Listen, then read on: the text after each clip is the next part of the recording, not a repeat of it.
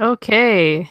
Hi everyone. Welcome. Welcome to the Sword, the Crown, the Unspeakable Power. This game is specifically called Wreathe Your Hands with Blood. So let's not to, set any kind of expectations, but I hope there will be a lot of bloodshed. So this is a part of the Gauntlet Hangouts, Gauntlet community, which is an online community of tabletop RPG players. You can find us on gauntletrpg.com, and we post game sessions like this where you can join. So check it out.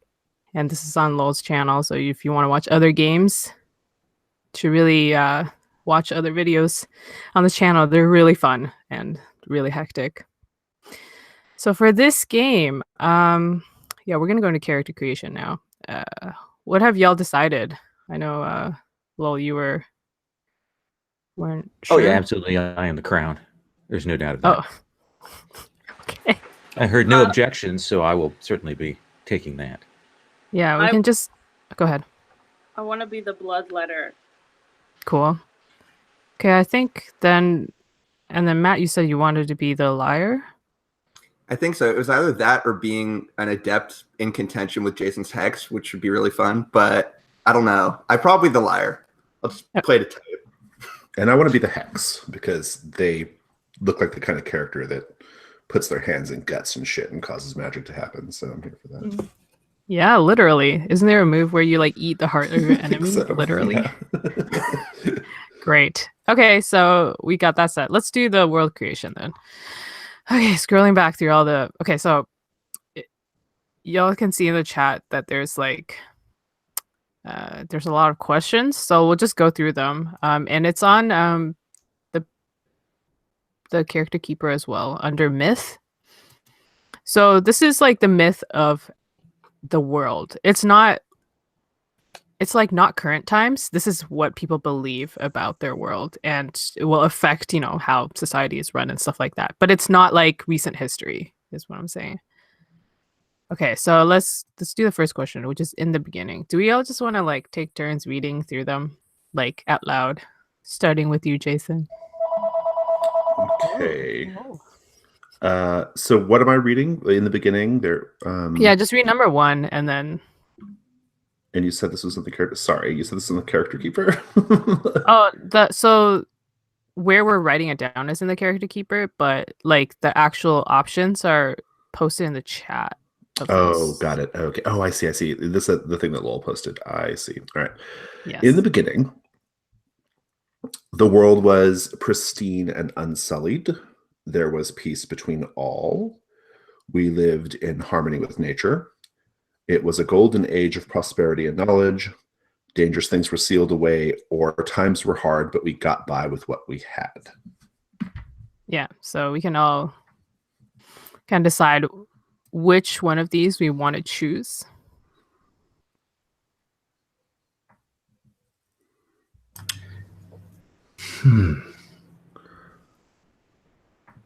I like the idea of it was a golden age of prosperity and knowledge. I like it when the past was better than we are, and they got all fucked up.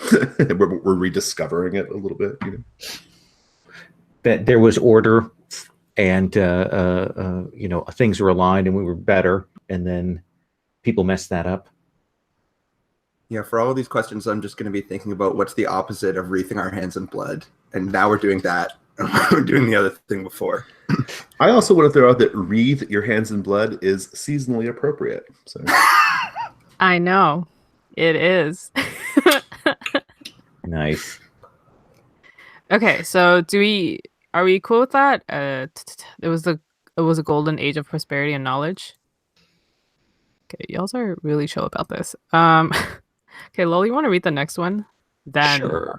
Then number 1, a never-before-seen threat arose. 2, a new power emerged in the land. Number 3, we meddled in what we should not. Number 4, rightful rule was challenged.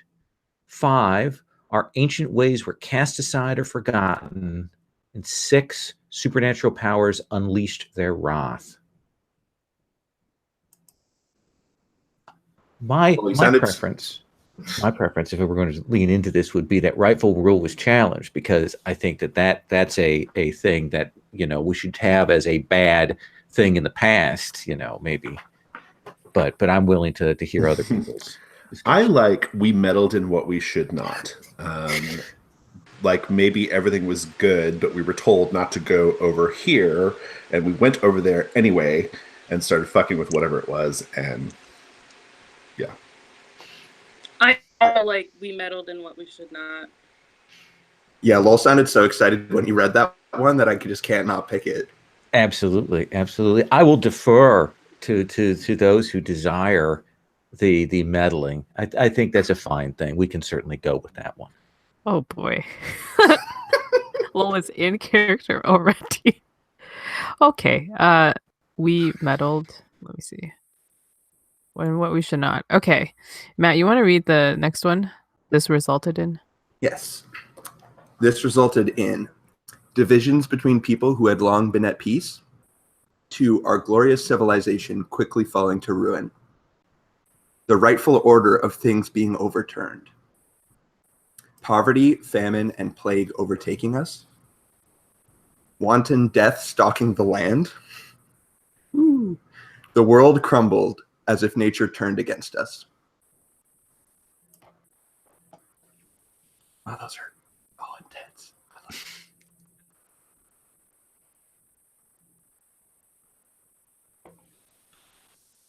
I like our glorious civilization quickly falling to ruin, because that suggests that it was more of a like a decay, or a moral thing, or like a cultural thing, as opposed to like a big tsunami that destroyed everything or whatever. But Okay. Yeah, me too. Yeah. Works for me. So my internet cut out during your, I'm sure, impressive argument. What Jason? What did we all decide? I think it sounds like we decided on our glorious civilization quickly falling to ruin, and my justification for that, or my suggestion, was based off the idea that it sounds more like it was like a moral or cultural decay, as opposed to like a big huge storm or earthquake that destroyed everything. Our civilization fell to ruin. Okay.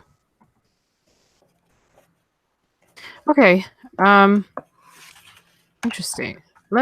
Let's look at what was said before. So it was a golden age of prosperity and knowledge.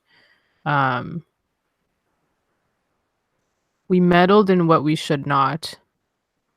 And so this resulted in our glorious civilization quickly falling into ruin. Cool. Okay, Noella, you want to read? And because of this. Can I ask somebody else to do it? I just have a sore throat. That's totally fair. I will do it. And because of this, there was war. One, there was war, which none could avoid. 2, there was chaos, confusion, and disorder. 3, there was destruction, our greatness laid to waste. 4, there was fear, dread, and panic. 5, there was hatred, people filled with enmity and rage. And 6, there was decay and desolation, the once beautiful landscape blighted.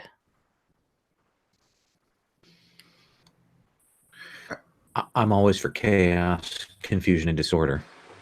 Yeah, I do like that one because. Sorry, go ahead, Noah. Oh, I was just gonna say that I like that too.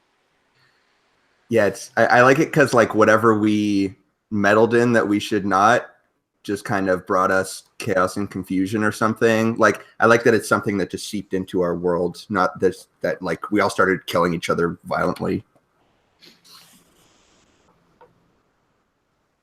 They all sound a little samey to me, so I don't think I have any strong preference. Yeah, these myth building questions are all pretty similar. But it's just they're just prompts. Okay, so there's a new codex article. It's a whole new set of myth building questions right there. Okay.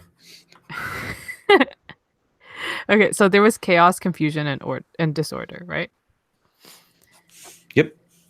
There was.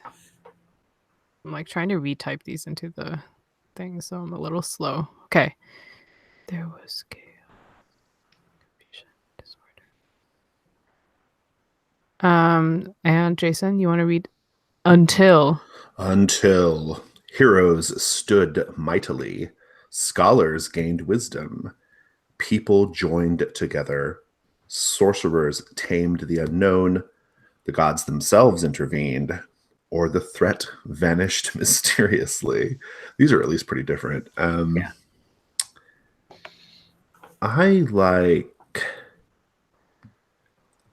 I'm into scholars gaining wisdom. I like that. I'm angling for more of a low fantasy thing, if you guys can't tell. But Okay. yeah. I'm certainly fine with that. I would have said no if it had been sorcerers. That would have been my no, but scholar seems reasonable. Matt, Noella? Yeah, I'm cool with that. The other one that sounds cool is the gods intervene, kind of also because Jason's playing like an anti. Well, I don't know what the hex is inherently, but I like scholars because then we're sort of coming back into our knowledge, but maybe not for the best. I like the gods ones too, actually. But yeah, yeah. And because this is a myth, like what that means, like even in the current age that we'd be playing in could be very different, right? Yeah, subject to interpretation. Dude. Yeah, and it was cool that we were at like the height of knowledge and greatness and everything, and then it all went bad. And like, it's cool that we can't fix it just by getting smarter. It's like gods have to come save us because we screwed up real bad. What do you think, Noella? Okay, so we want to go with the gods one or the scholars one? I'm cool with the gods one. I like the gods one. Okay. Okay, gods it is. And Lil, you want to read and now? And now, things are back as they were, but we never forget. 2, there is an uneasy truce.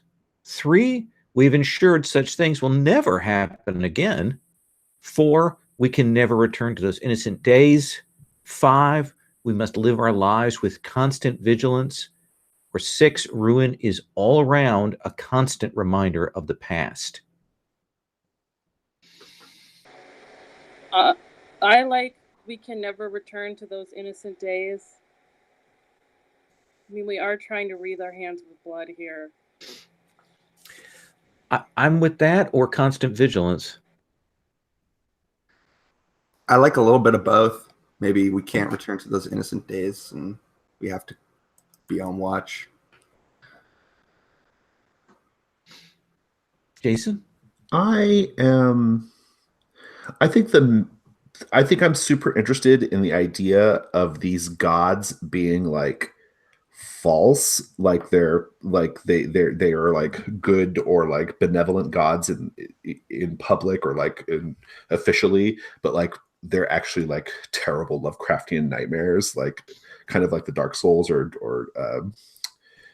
what's it, the one that came before Dark Souls video game, like that, like notion of like, oh, the gods, but also like there are these terrors, right? So I don't know, whichever one fits that idea. That's kind of what I'm wanting to do. Maybe the constant vigilance is because if we screw it up, the gods will have to intervene again. That's our fear. Maybe their intervention before wasn't quite yeah, maybe we're scared pretty. of the intervention. Like we don't know what happened, but like we suspect it wasn't a good intervention. It was not like they came down and like petted us on the head and said it's going to be okay. They like caused us to like sacrifice our babies and shit. Like it was really gross. And maybe that's part of why we can't return to the innocent days, because we have some like unspoken pact or something that like will never let us achieve the greatness that we had before because of some bad thing that's always happening to us. Yeah, I feel like we're doing a mix, which I'm into. So Okay. yeah. Yeah, so we can choose one that I'll just write in there, but it can mean all of these things, right? Yeah. Well, you choose, Agatha. Okay. Yeah, let's go with we can never return to those innocent days, because I think that can encompass a lot of what y'all said. We can never return to those innocent days. So again, this is under the myth tab. Okay, I just want to make sure that I typed in the right thing. I know that in the beginning it was a golden age of prosperity and knowledge. Then we meddled in what we should not. But I'm not sure if this resulted in it was the right one. The rightful order of things overturned. Is that? No, we chose our glorious civilization quickly falling to ruin. Okay. Our glorious civilization.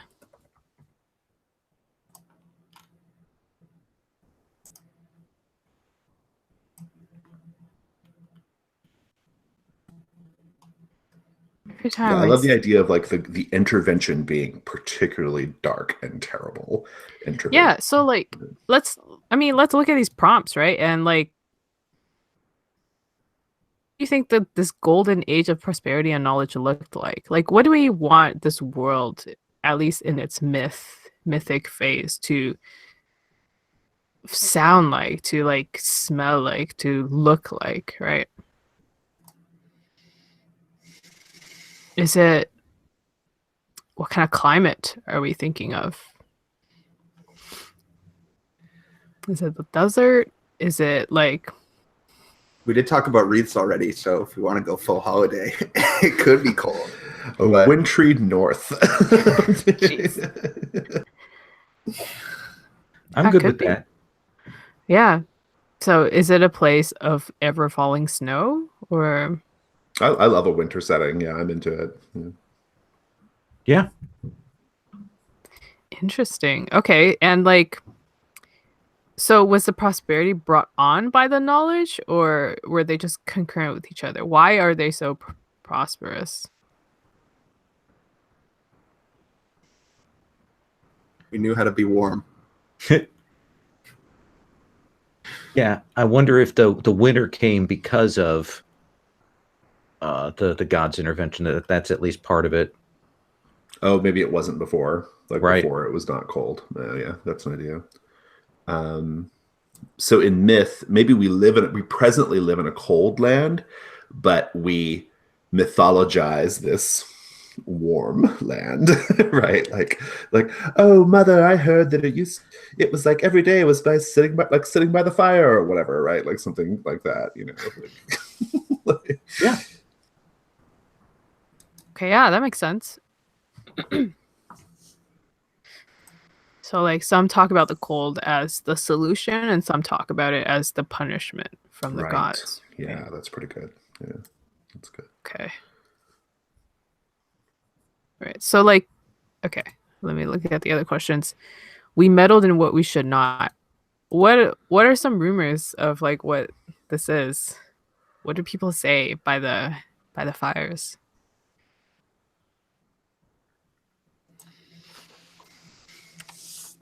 Maybe we were told not to go far north, right? Like maybe we were told to stay on one side of a particular mountain range or something. But we were being hubristic and industrious, and we decided to go into this like northern place, and our eyes were open to things we should not have seen or something like that. That's one idea. I'm not totally committed to it. But...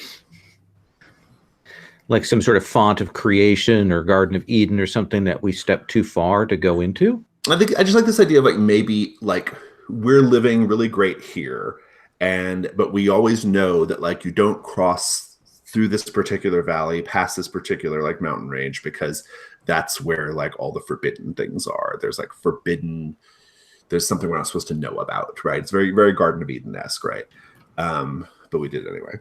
So.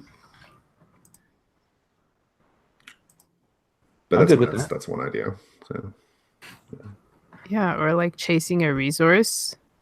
Yeah, that could be it. Yeah, like we heard rumors that there was like, you know, oh, there's gold or whatever in them hills or whatever. Yeah. if we went too deep into a mine and found some like thing, or like we dug too deep and woke up something in the darkness.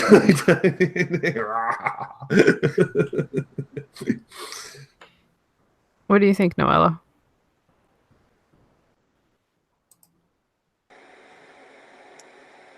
I mean, yeah, that sounds good to me.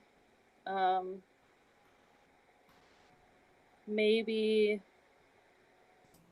yeah, I like the idea of like kind of crossing into like the northern place, or maybe like killing some kind of like animal. Like we came across like a special reindeer and killed it, but that was like a sacred reindeer.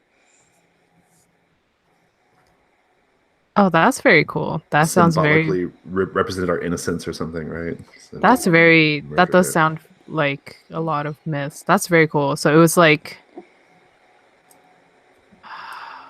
if it's hubristic, it must have been like there was a contest or something.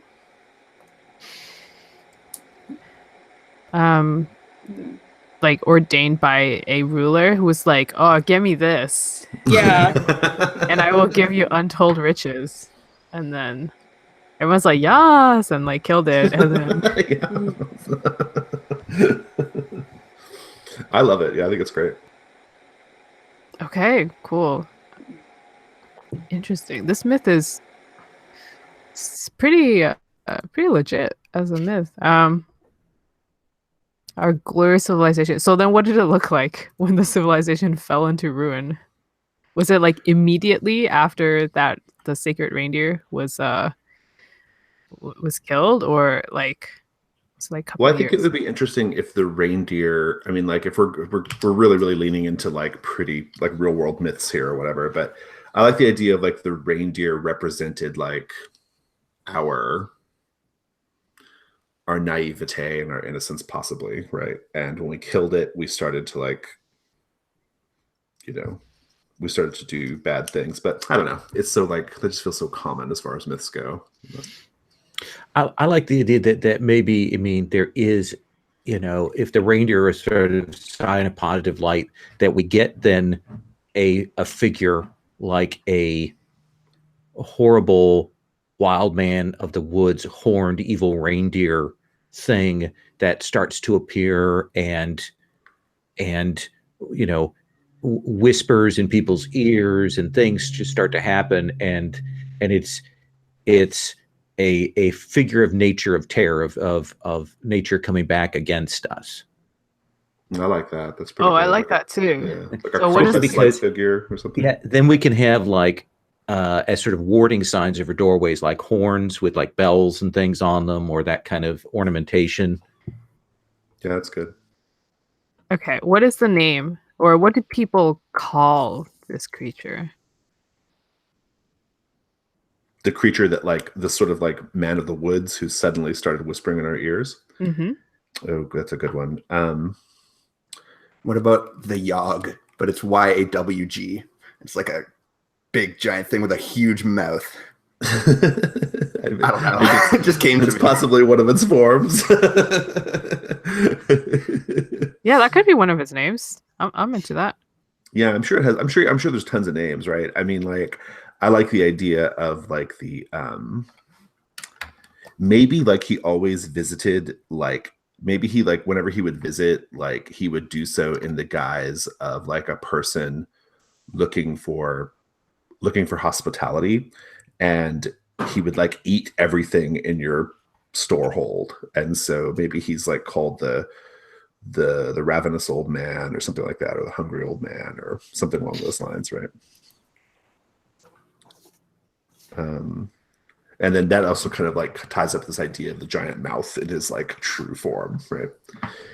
I kind of like that the idea, or that this reindeer was like a spirit of the wilds that was holding winter in check, sort of. And now we've kind of like broken that, and now scarcity is upon us, and like all the things that winter brings, even if it's not snowing yet, it's like winter is slowly starting to creep towards us, or something like that. It sounds like the themes we're dealing with are like scarcity, right? Like suddenly things are scarce. That this reindeer figure, this grandfather reindeer or whatever that came, brought all of the aspects of scarcity, all of the aspects of suffering and winter to us in turn, maybe over the period of like 7 years, and each year brought a new horror, and then the winter finally came. Until we had to eat the babies. You and your Brought baby all- eating. Brought all well, we will be doing Lines and Veils soon. Brought all aspects of scarcity. I like that a lot. Especially I like the 7 years, just because 7 years is so symbolic and so many cultures over 7 years. Okay, so the names that I have that have been brought up for him so far are Yogg and Tyrannus. I see as well. Yours, Jason. Sorry, my internet cut out again when you were saying like. I was just gonna say like that maybe he was called like the I like the hungry caller, somebody who comes to your calls on you. Caller. And eats and eats and eats. I like it if each winner there was a different aspect of them. So, we refer to it maybe as the reindeer, but there are 7 names, one for each of the sort of the horrors that it visited, and one was the hungry. Let's make it super complicated. No, I like this a lot. I especially like that there's different names and different things that people attribute to this creature person, because that's very compelling. Okay, so the chaos, confusion, and disorder, I guess, stems from scarcity, from what it sounds like we've been describing. So like it's almost like the structures of society fell apart because there was no resource to maintain it, right? So it's like the hierarchy of needs, like suddenly everyone needs to meet the first one. Yeah, or it could be that like I love the idea of like we were so like pampered and lucky as a civilization that we never learned like certain vital skills, and then like when it hit us, we weren't ready. We focused on art and music and math and not like tilling the soil and hunting, right? Well, and that's the thing is then that plays into this whole idea of the scholars having brought us out of it, is that the scholars aren't like they went to books and figured things out. It's the people who figure out how to. We're doing the gods instead, though. We decided, the gods instead. Yeah, that's right. I forgot that.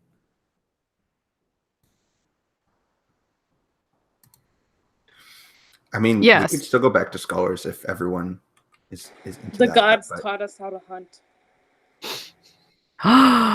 So are there like avatars of gods, or I don't know, like priests / priestesses or whatever?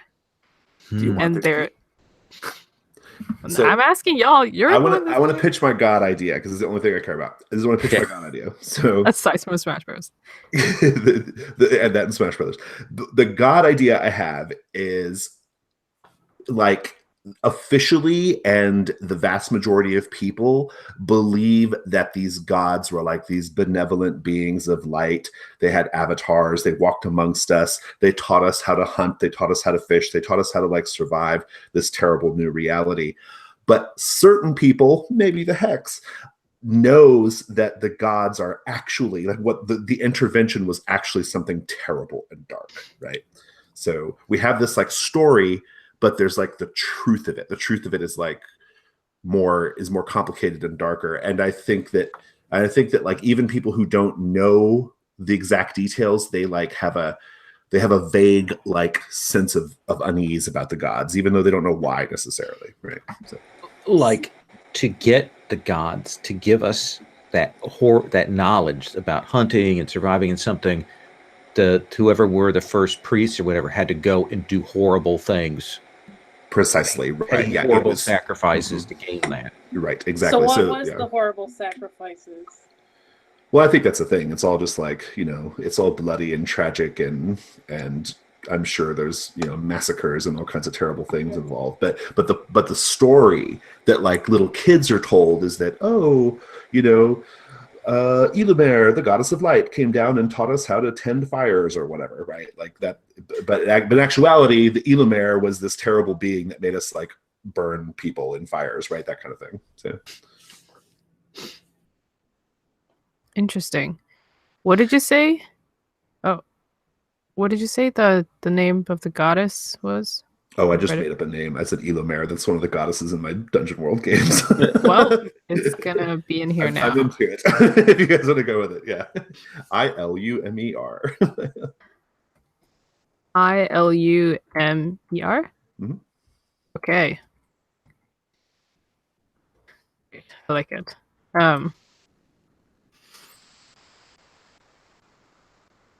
Okay, so then are the gods still I guess they're kind of like hands off for now, kind of like hands just hovering but not actually intervening, kind of thing. They're waiting for us to fuck up again. Yeah. All of our ceremonies are to keep them at bay. Do they seem like they're honoring them? It's actually keeping them in check. Yeah. This is a fear-based culture. Interesting. Okay. But most people don't know it. That's the thing. Yeah, Mm-hmm. it's all lies too. Yeah, exactly. They don't know that it's bad, right? There's no horrible reason why we hang stockings up by the fire. It's all wondrous. Oh In my God. actuality, the gods used to make us cut off the legs of our preteen children and hang them on the doors, as like meat offerings, right? That's what I'm talking about. Okay. Let's see. I think we have a pretty robust like myth. Well, I guess we can also talk about I feel like we've covered like and now we can never return to those innocent days. I think we have a pretty good idea of like we don't innocence can be like innocence of like the toils of life. Like you know, you don't have the luxury to just talk about math all the time or other such luxuries. Right. And you can't be innocent because you got to do these rituals to appease slash keep the gods in check. Right. Cool. I think we can let's take a short break. And then we'll jump into lines and veils and then character creation. That might be good. So let's come back. It's just like a 3-minute break. So let's come back at 15 after. Okay.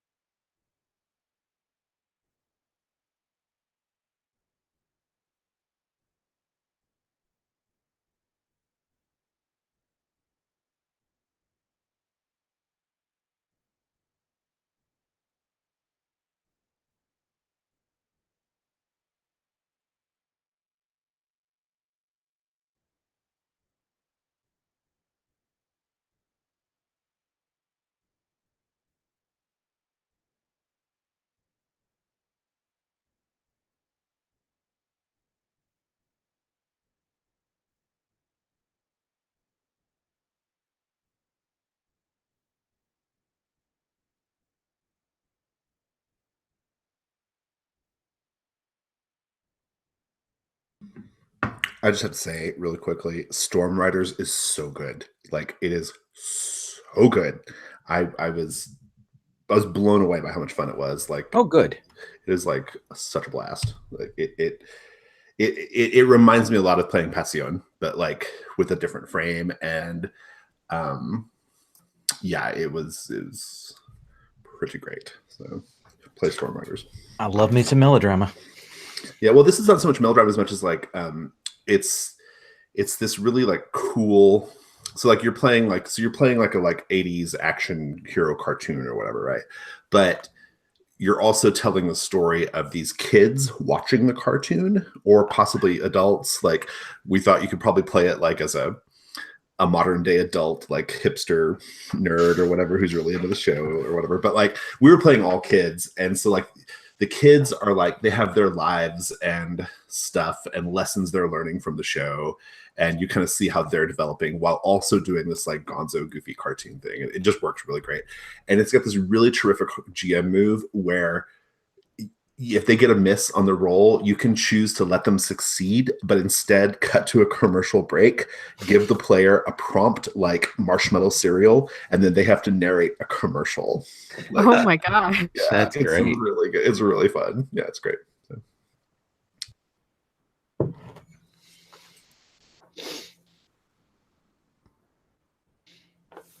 Yeah, what game is that, Jason?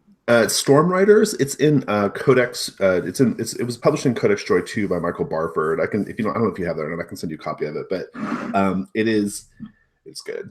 It's really good. I was delighted with it last night. Okay, Matt, I see that you're debating excuse me, between an adept cultist and liar propaganda minister, but you want to be fully bought into this lie. I mean, you can believe your own lies. That's very common. Right. I just want to be like fully on the benevolent God side and be pushing that agenda while Jason's like, y'all haven't figured it out yet. Or a beloved. Oh yeah, I forgot about the beloved. I guess that would be the face of The then you can give smiling, birth. happy face. And then you can give birth to a terrible abomination. That's like my favorite thing about the beloved. Yeah, that move is wild. Well, that move is pretty plainly inspired by Melisandre and the Shadow Baby in the Song of Ice and Fire. And even in that story, like Melisandre's justification for why she's able to create this Shadow Baby is because, well, light cannot exist without shadow, or shadow is a part of the light. She's got this like really like flowery, like R'hllor positive story, but like she's totally blind, or at least ignoring the fact that like your god's probably problematic. Like, you know, like, so it's a similar idea, right? So you can totally play it that way. I could.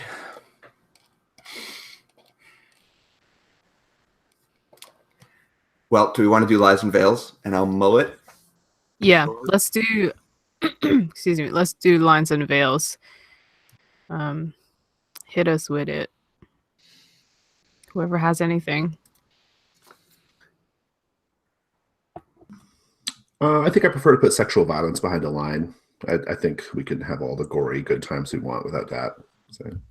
Agreed. Yeah.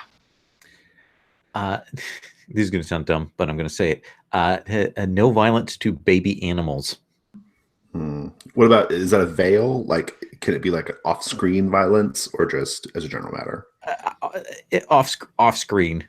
Okay. Those kittens in Hill House freak me out, so we're not having any of that. God, okay? yeah. Even though they were badly animated, but yeah. Yeah. So you're saying veils, or you just don't want? I'd like it to be off-screen. Okay.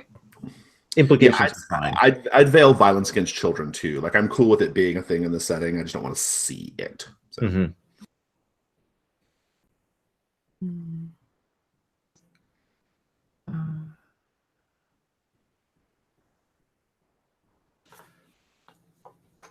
Anything else? Oh, we're all cool with like excuse me, imagery of the aftermath of like violence. So, for example, like what Jason jokingly said earlier about like, like the cutting off the legs of preteen children. That's like, where does that fall for y'all? I just don't want to. I don't want to like real time see it. I think that's the main thing for me personally. So I don't like torture in Okay. the same way. Like I prefer for torture to be off screen. Yeah, actually, that's the thing is we've got that one playbook that is all about torture. Yeah, but I don't think will- anyone's choosing it. yeah, I would like that off screen as much as possible. Okay, so veiled. Yeah, I guess the only thing I'd add to that is just the line at like visceral descriptions of people drowning. But if it happens, that's fine. I just don't want to. I guess that's mostly a veil. I'm sorry, Matt. Say that again. I had to take a call. It's okay. I basically just said a veil on on descriptions of people drowning. They can drown, but I just don't want to hear about it. Okay. I got one more. Yeah. Anything doing with teeth. Teeth are off the table for me. Okay. Good one. Okay. Does anyone care if my character puts their hands in a bunch of guts and eats a heart on screen? No, I'm fine with because that. I do Just want to don't- do that. So Don't pull anybody's teeth, That's and I'll be okay. happy. cool. Okay. And Noella, did you have anything to add, or are you cool? I think I'm fine. I'll just X anything if I don't like it.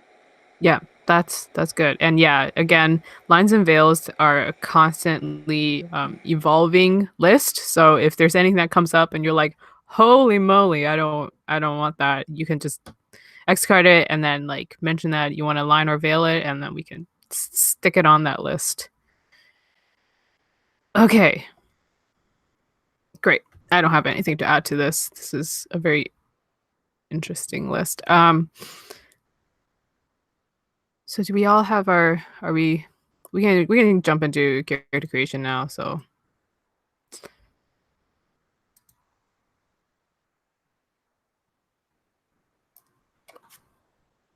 I want to play a game with a screw at some point. Well, you have an opportunity in January to be the screw. That's true.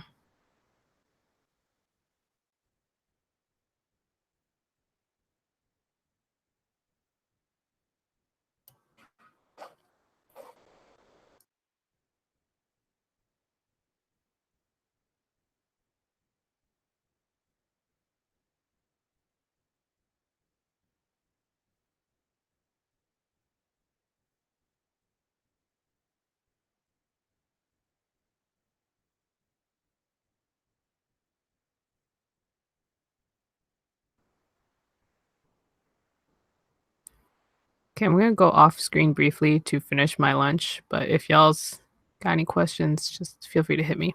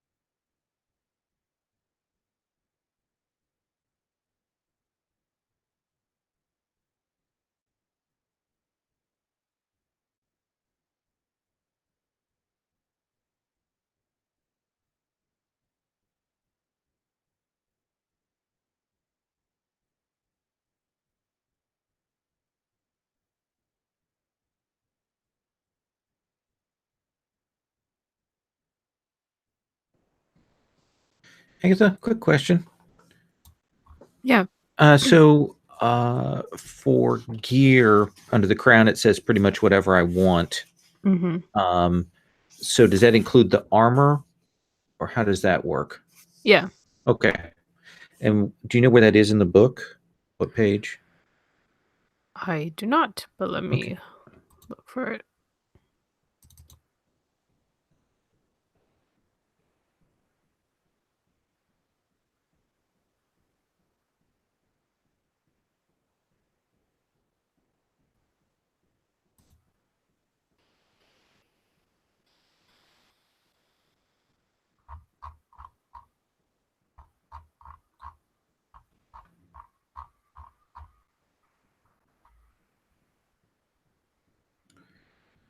Yeah, it's page 168 under Okay. weapons, armors, gears, and tags. Thank you. You're welcome. I guess I'll also stick that in the chat so everyone can have access to it.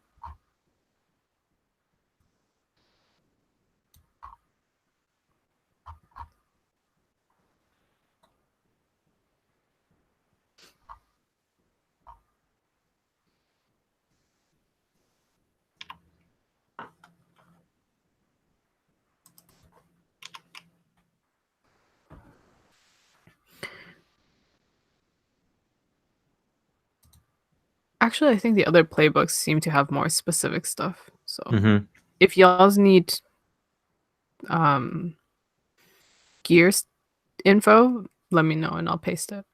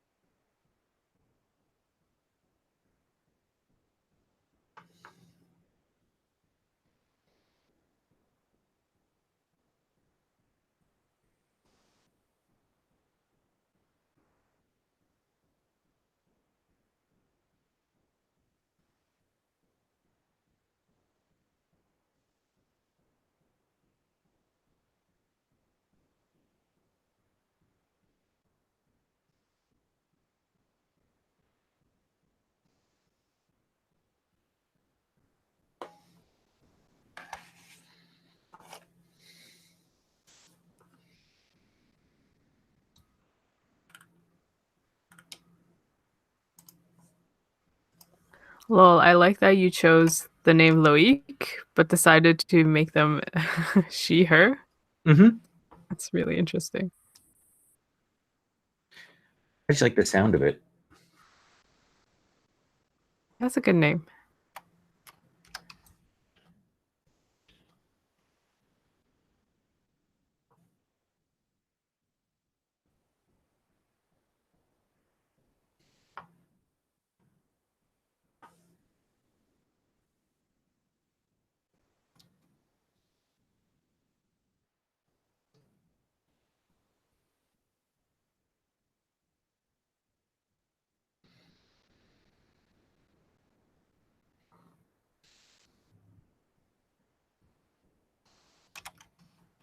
Hey, Jason.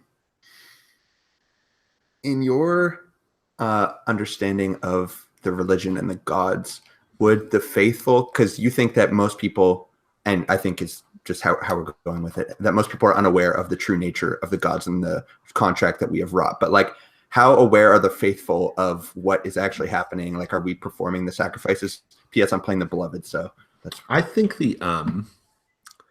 I think perhaps as far as like the actual like established religion, I'd like to suggest that the very upper echelons of the religion, like the pontificates or whatever, right? Like, or the bishopric, they know. But the like parish priests and nuns and whatnot don't have any idea. So. Cool. I agree. I'm down.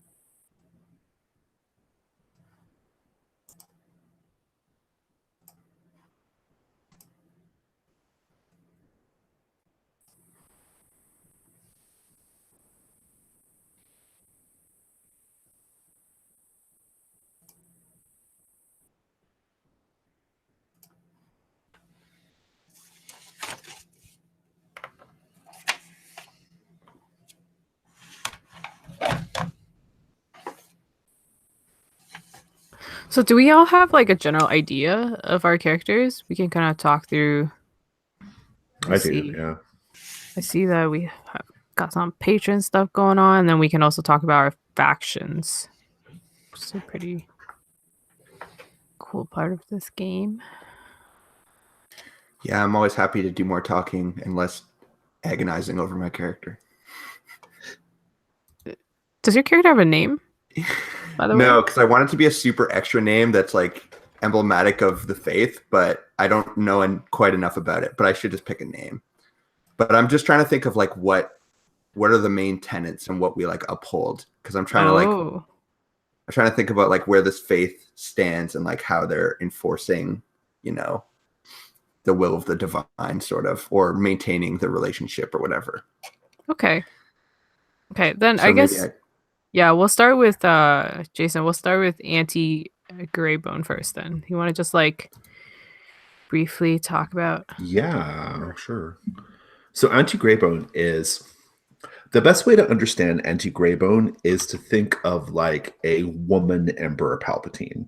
So the idea behind her is she's this twisted, shriveled, scarred, hideous, like magic user, like a witch of the woods, right? Like that kind of like look. But she's actually the head of a powerful noble family called the Greymarks. So all of her children and grandchildren and various people get to be like noble and beautiful and you know, participate in jousts and do all that kind of like noble shit. But she's the head of it though, and like she just kind of like works in the darkness, like advancing her house's interests essentially.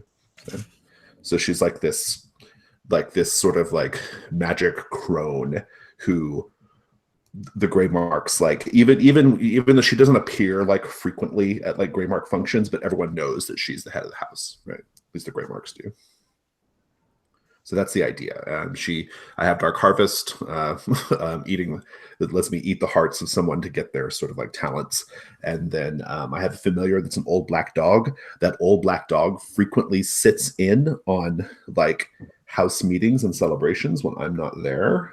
And also that old black dog insinuates itself in other houses as needed.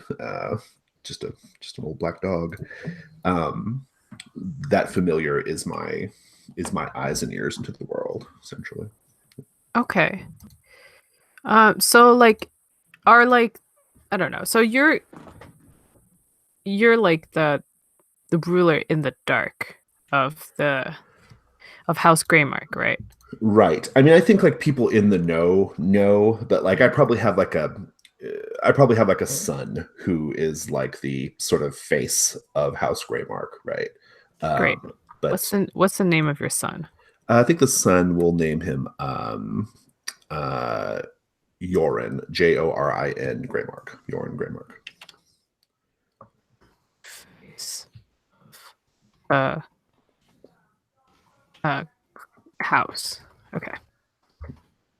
I think Jorin Greymark is like the public face of our house, right? And what is your relationship like with Jorin? Like, does he just, you tell him what to do, he does it? Yeah, I think he's kind of like a braggart and an incompetent, but he's dashing and hale and good looking, and he, you know, he cuts the figure that we need him to cut, but he has no real power. And I don't expect him to do anything or leave any particularly important decisions to him. Okay. And he enjoys the life of a puppet. I think he doesn't realize it. I think like he believes I am just I'm his, you know, I'm his, I don't know why I'm called Auntie Greymark. Maybe like the previous ruler, I was their aunt or something, or something like that. But I think that like, I'm going to say he's not my son. I'd like to suggest that he is my nephew. I think he's my nephew. Great. And I think he just considers me to be like you know, like I'm a person that like has a lot of like arcane power. I'm a person who works in the shadows. Yoren fully believes he's in charge of the house, but he's definitely not. So Right. even his subordinates know he's not. He's like the only one in the fucking dark about this, right? So Interesting. Okay. And where do you usually reside? oh, I reside in our great hall. I have my own rooms there. So. Excellent. Okay, and Sweetie. Well, you want to tell us about Sweetie?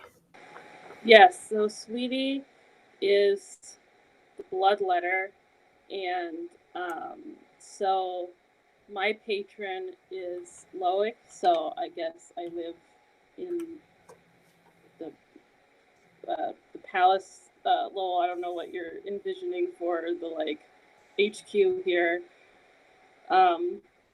So I am kind of a small, unassuming person. Like most people don't notice me, and I usually wear a plague mask and black robes. And I think that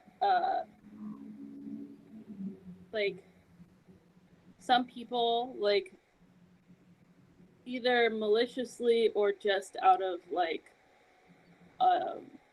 out of apathy, like would call me by it, and not even like use like human pronouns for me, but just use like it. But I would like my friends would use, or like people who respect me would use they them.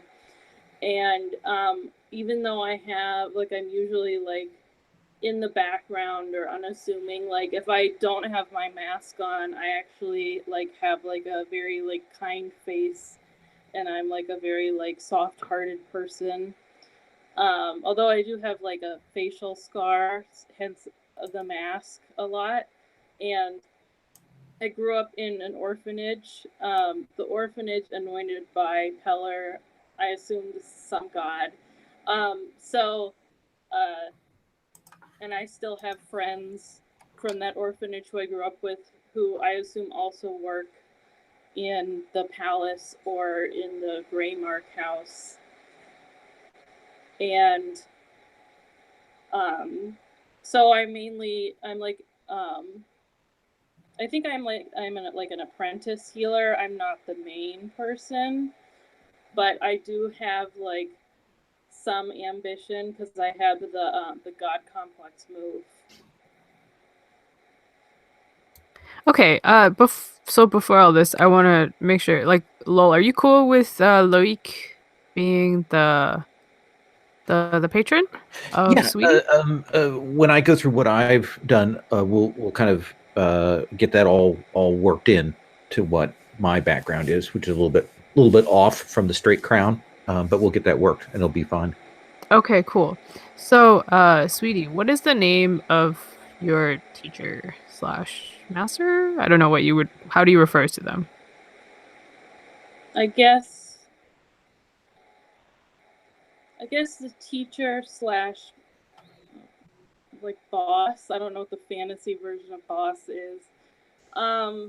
Like the head healer that I work for would be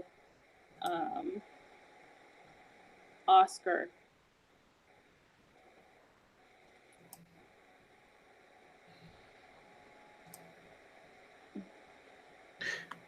Oscar with a K because it's fantasy. Yeah, it can be Oscar with a K. Okay, so OSKYR. Oh yes. Oh my gosh.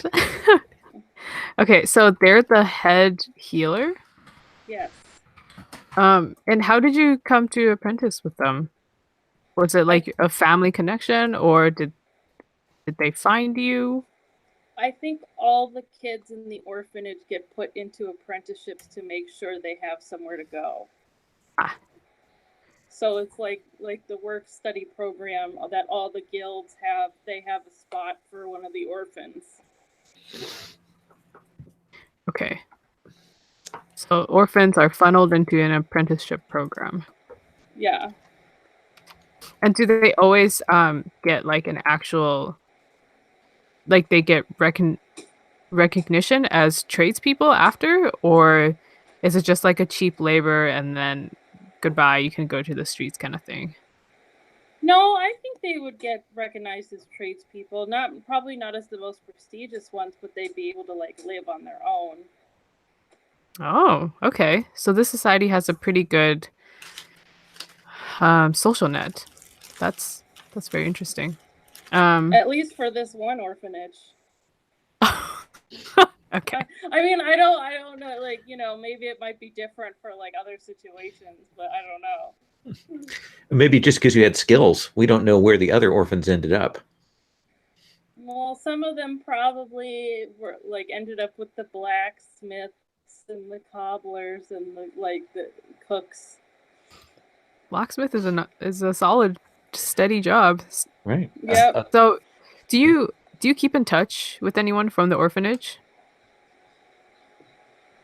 Yes, I think a lot of us still keep in touch with each other because while we get funneled into these jobs, it's not like we're kind of at the bottom of the barrel of the social prestige. So like we still like we see each other just like as we go about our everyday lives. Okay, so we look yeah. out for each other. Okay, I see your faction is the orphanage anointed by Peller. And so you can choose 2 benefits actually, and there's like a I have 2 list. benefits. And a list of like benefits. So you should choose from there to see whatever fits. And the status is the status of the faction, like what social status it is. So you can look through that, and then Sorry, I so didn't these will give you realize like benefits that you can draw on, as an in-game mechanic. Okay. While you do that, Lol, why don't we go to you? All right. So I am loosely stealing from the water margin for this. So what I'm imagining is that this sort of city that I now rule, Azatira, was essentially the main place of a house called House Harbinger, and they're kind of a remote one of the outlier noble families, and that probably about 25 28 years ago, the horrible people of House Harbinger murdered most of my family, and I went out into the woods, and over the years there were other people that fell out with House Harbinger, other bandits or heroes or things like that gathered out essentially at this place, the Scarred Glacier, and gathered together and worked against House Harbinger. And about 2 years ago, we finally gathered enough strength, and we came and we murdered everyone in House Harbinger, and took over, and sort of installed ourselves as a new ruling class in this city, and with its fortress, and essentially deposed one of the houses. And they didn't see it coming. Ironic. And so I am sort of the person who rose to be the leader amongst these people. And so we've got a group of people that have been bandits. Some of them had been part of nobility or higher placed people, but they've lived off the land for a while, and now they're having to deal with running things, with being in charge of things, and the shift to that. And I've managed to be the one that has risen to the top of the hierarchy within that. And so I took the tattoo as a symbol because I took that Dragon Age Inquisitor picture that has a tattoo that I really like.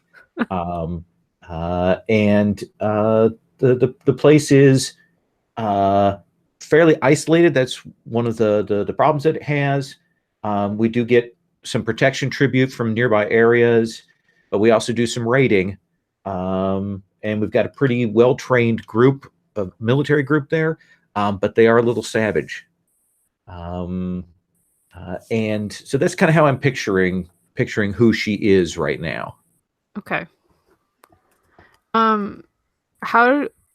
do people refer to you? How did people refer to you before you took over? And how do people refer to you now? I think they referred to me as Soul Dove, and that has continued on, because we're still not sure whether this is going to be a noble house, whether we're going to try and assume that mantle fully. So in some ways, I'm still regarded as kind of the military general of the people and of the city there. Okay. There's no they don't have an honorific yet that they've figured out or that I've pushed people towards. What was the old honorific that people were referred to, say, the House of Harbinger? Harbinger. I think just it would have been the local lord. So Lord Harbinger, who we threw off the top of the castle. My lord, my lady, so on. Okay. Yeah. Yeah, and that was the next question that I was going to ask. So it was a very public massacre. We had fought for many years and slowly kind of turned the populace, because these were evil fucks, House Harbinger, and while we're not exactly a poster child for happiness, the previous rulers were awful, and slowly we managed to infiltrate, and when we came and took over, we eliminated House Harbinger with whatever finality we could bring to bear in a very, very public way. So it's been 2 years. Are the corpses of the previous Lord and Lady Harbinger still They're still rotting hanging there? Yeah, above? absolutely. Yeah. Okay. Yeah. We use chains so that because rope will wear out, so we use chains to hang them by. Must smell terrible. It's on the outside of the walls. Plus, it's cold out most of the time, so it's all good. That is true. That is true. Maybe there's a holiday where we pour lye down on them. Interesting. So they don't resemble people anymore. No, they're just pretty much horrible skeletons hanging there. We might have like a Guy Fawkes kind of day where we burn effigies, but we're still working that out because we haven't decided on what direction we want to go with that. So you said that you're pretty isolated, right? The actual, I imagine that part of the reason that like nobody came to House Harbinger's aid, besides them being kind of unpleasant, is that they were like one of the edge provinces, one of the remote places. And so even if they sent for assistance from other houses or so on, nobody really wanted to send people out here to these backwoods. Okay. So what is your primary trade, source of trade? And who do you trade with? Well, I imagine that we've had to rebuild trade links, that there's probably woods surrounding, and it's been the gathering of rare woods and the carving of rare woods and the transporting of that.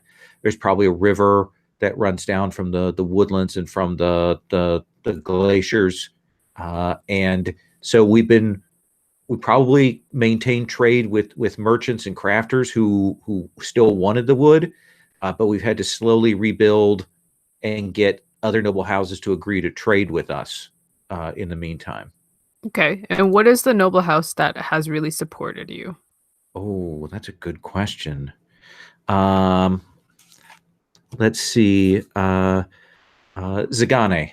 Let's call them Zagane. How do you spell that? Zagane.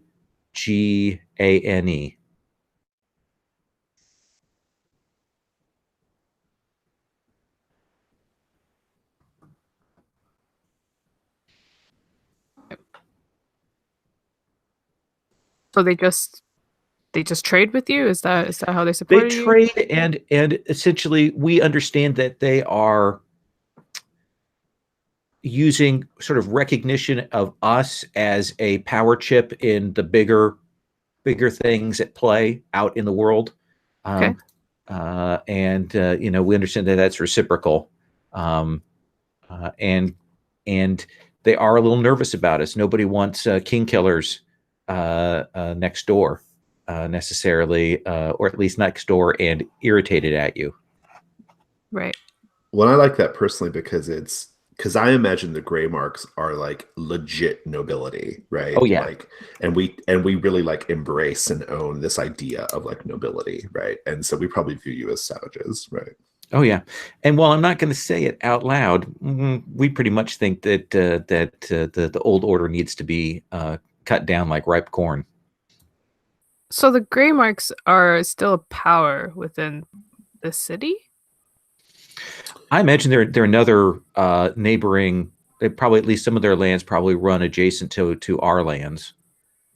Yeah, we're probably nearby, and I think I imagine we were probably fated to suffer the same fate as House Harbinger, but we basically called upon the gods to protect us from that, so we escaped. Oh. And we wouldn't have known that happened. Like, we had thought that maybe we would push on there, but the winds changed, the winter was tighter, circumstances in the world shifted, and just we couldn't follow up on that momentum. Okay, so House Greymark, what price did you have to pay for that? Oh, I think the price was pretty severe. I think our basic problem right now is we are running low on marrying age children. So we have young children, but we don't have anybody in that choice 14 to 19 range, right? Because we had to give them to the gods. So we have just like older people who are like already married or no longer in their prime, and we have like little kids, basically. I see. And that makes it difficult for us to form alliances with other houses because the way we form alliances are through marriage. So Right. And I imagine that we have a tough thing because there isn't so much a family here that we have, but more like a gathering of heroes. And they're still in our thing, okay, do we have offices to appoint them to? What kind of role do they have? Do they have any authority? How are we dealing with that? We're still figuring that out. Okay. So Matt, I can't read Vivia? Yes. Tell us about Vivia Morningtide. So, Vivia Morningtide is a woman. Well, actually, I believe Vivia Morningtide was assigned male at birth, but then has sort of blossomed in this new role as I guess as kind of a beacon of radiance and innocence and of majesty. And I think that the faith, the name is going to be something like Church of the Radiant Dawn or something like that.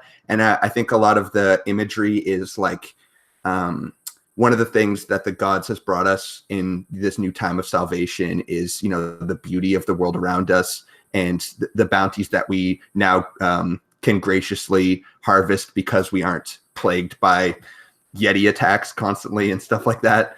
And I think a lot of the imagery is the dawn, the sun coming up and shining off of the glaciers, and it's just all glimmering and beautiful. And that's a lot of the time we have our services and stuff. So I'm going to go with a lot of like sun and morning imagery and stuff like that as like the warmth that's come to, melt our frozen despairs, something like that.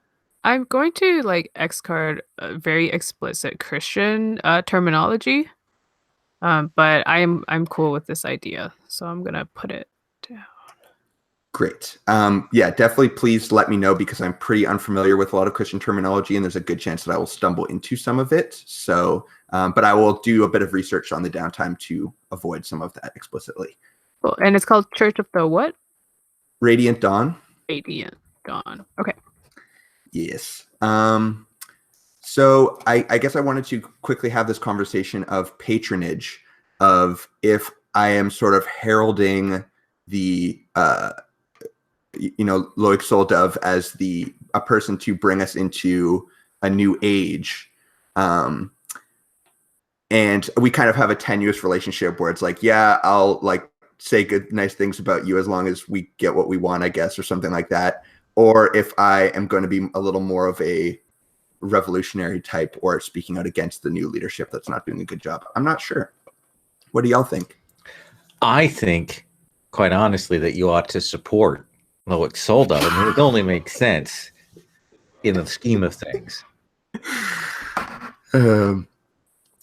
I actually like that as much as you are playing a ploy already in character creation. Hey, game, right? I don't know what you're talking about. But I do like that I'm supporting the new leadership, but I do like that there's some squabbling and like behind, like, we put on a nice show for everybody, but it's kind of messy. Okay. There's a lot of gaps in my power structure, so So the Beloved is one of the playbooks where it doesn't have an explicit section that talks about patrons. I'm sure you can have a patron. It's just really unclear, because in other ones they'll say you may have a patron or you do have a patron, but for like all the magic users, for some reason they don't say that. So we can find. That's cool. I'm happy to not have an explicit patron and maybe be supporting Loic, but maybe, a little underhandedly. So I guess that's probably the faction that I have then. And okay. So I have the moves Harness the Unspeakable Power, which magic users do, and then the move It Demands Blood. So I'm imagining that I am one of the higher-ups who is familiar with the sacrifices that must take place and is sort of orchestrating the facade of, we conveniently do a bunch of ritual sacrifice that then becomes part of the like overt prayer ceremony that looks like we're just talking to the gods and good things are happening, but really are, the bindings of our books are made out of like tanned human skin or something like that. Just a lot of those kind of things. Okay. So the House Greymark. When you made that pact with the gods, did you do it through the Church of the Radiant Dawn? I think that's pretty interesting. Yeah, I like the idea of maybe the Church of the Radiant Dawn, like, essentially helped us. And I even like the idea of they helped us to be a counterweight to this new force if needed, right? So like they helped us survive so that just in case Soldev gets out of hand, there would be another strong faction capable of counterbalancing. Right? Yeah, that's great. What did you explicitly get out of the pact? I know you gave up your Children of Marrying Age, but I was a little lost in character. We just a survival. Our heads were on the block too with this, just like House Harbinger. So yeah, we avoided that fate. Cool. And Soldov, are you aware of this transaction? Oh no, I think we are completely clueless about that. We're not even sure. We don't even know that really a transaction went on. Perfect. Okay. Bird deal between House Greymark. Okay. So you are pretty high up within the Church of Radiant Dawn, right? Vivia? Yes, I think, yes. Who is so are you like one of like like the ruling few, or do you have like a boss? I like that. I like that there's a few of us that have equal status to me. And I like that there is somebody who we sort of are underneath, but I like the idea that their humanity is gone, or their physical presence is gone, or there's something really like horrifying about them that nobody ever sees them or knows that they exist. They just think that we're like the council of the Radiant Dawn, but we actually talk to some shriveled husk or something. Council of the Radiant Dawn. I like that. Okay. This is very fantasy religion, but I'm here for it. I'll try and keep it a little lower to the ground. I mean, I'm into it. Okay, so who do you trust, like, with your life and your belief within this church? Because, like, you obviously believe the tenets, but you don't always trust everyone who is a part of it. Right. Let's go with an older sister who is also a member of the Council of the Radiant Dawn, and people believe that we have too much power. Maybe it's a twin, actually. Can we do twins? Excellent. And then I guess I could pick a PC to trust, but I guess we have questions for that, right? Yeah, no, I meant specifically an NPC. Cool. My twin sister's name is Akira with a Y. Right. Akira of Azatira. Oh my god. And Twin sister who you trust. and maybe she has. Sorry. Oh, go ahead. Just she has a little bit more status than me, even, or at least like there are no doubts of her purity, sort of. And some people have inklings. Maybe some are more aware of my past or something, and they think I'm like a deviant, or some people are just don't trust me for other reasons, maybe because I'm a little more outspoken. But she is like a paragon of this faith.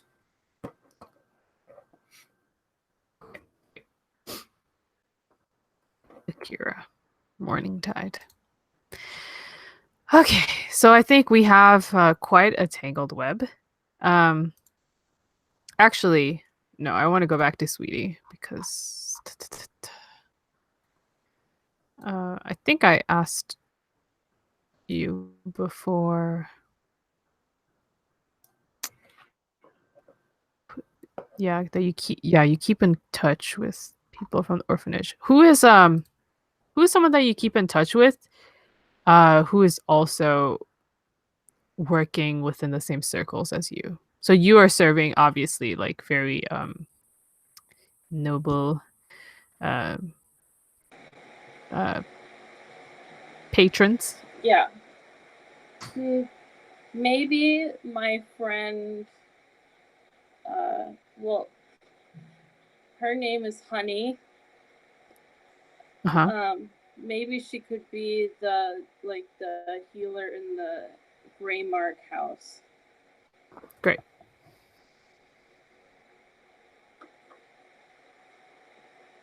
Okay. Is she a Greymark? Is her name Honey Greymark?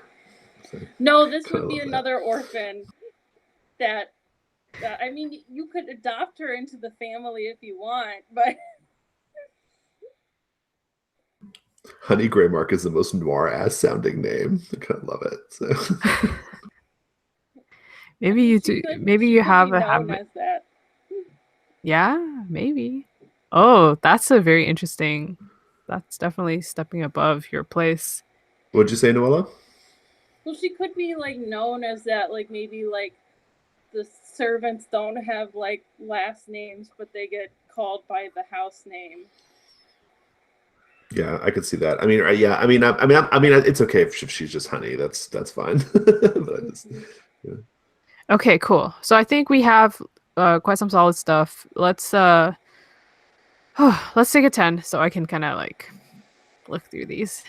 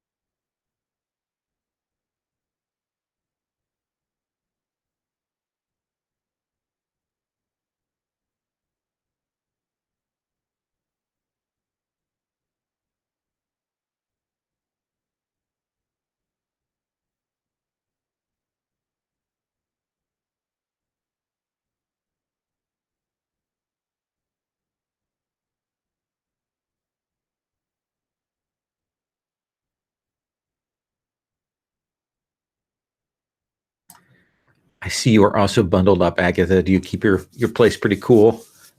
Yeah, and it's the basement. Oh, This is the laundry room. So Basement life. yeah.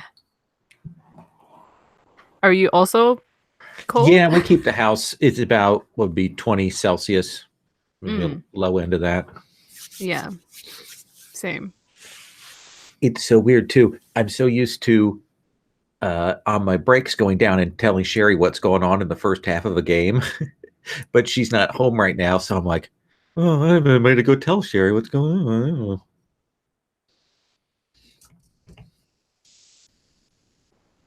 Right, that's true because this is like earlier in the day. Yeah, usually she works from home on Tuesdays and Thursdays, but she goes over to her mom's in the afternoon on Thursdays because her mom's sort of at that late stage dementia, so she goes and spends the afternoon with her. Right. Okay, so I forgot about relationships. Maybe one of the most important parts of this game. So, if y'all can like pull up your like the PDF SCUP sheets, the one with all your like playbook info.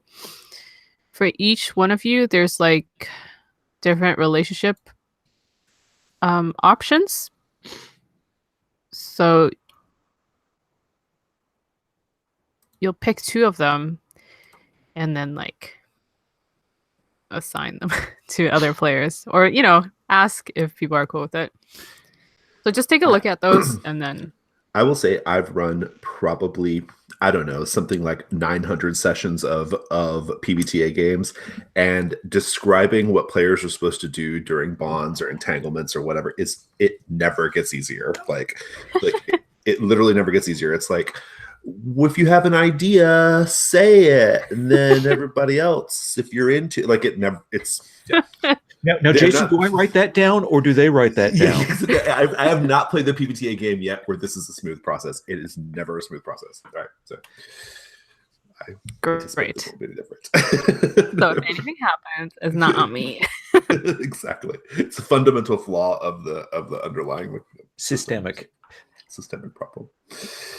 Okay. I've got mine. Go. Okay.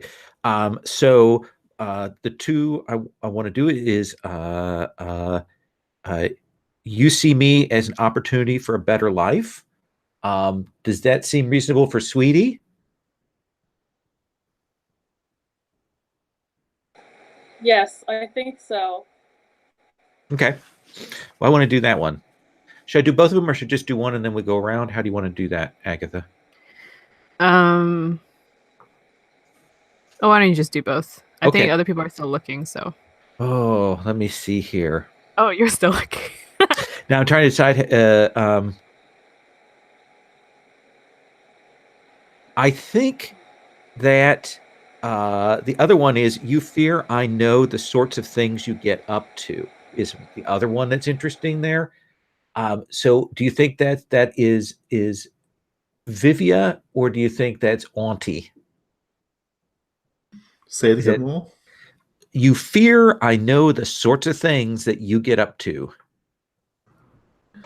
I fear that you know the sorts of things that I get up to. See, this always sucks. That I get up to. Is that right? Is that right? Yeah. Oh, yeah. Yeah. Yeah, I think that's a great fit for either of us, honestly. But definitely, I mean, like I don't know if I love the idea of you knowing that the head of House Greymark is like a witch. That's a good point. Yeah, I think I prefer to keep that under wraps. So you can do that with Vivi. Are you okay with that? Yeah, I think it's very interesting if you're starting to get an inkling of how the horrible dark secrets that the church gets up to and how yeah, definitely.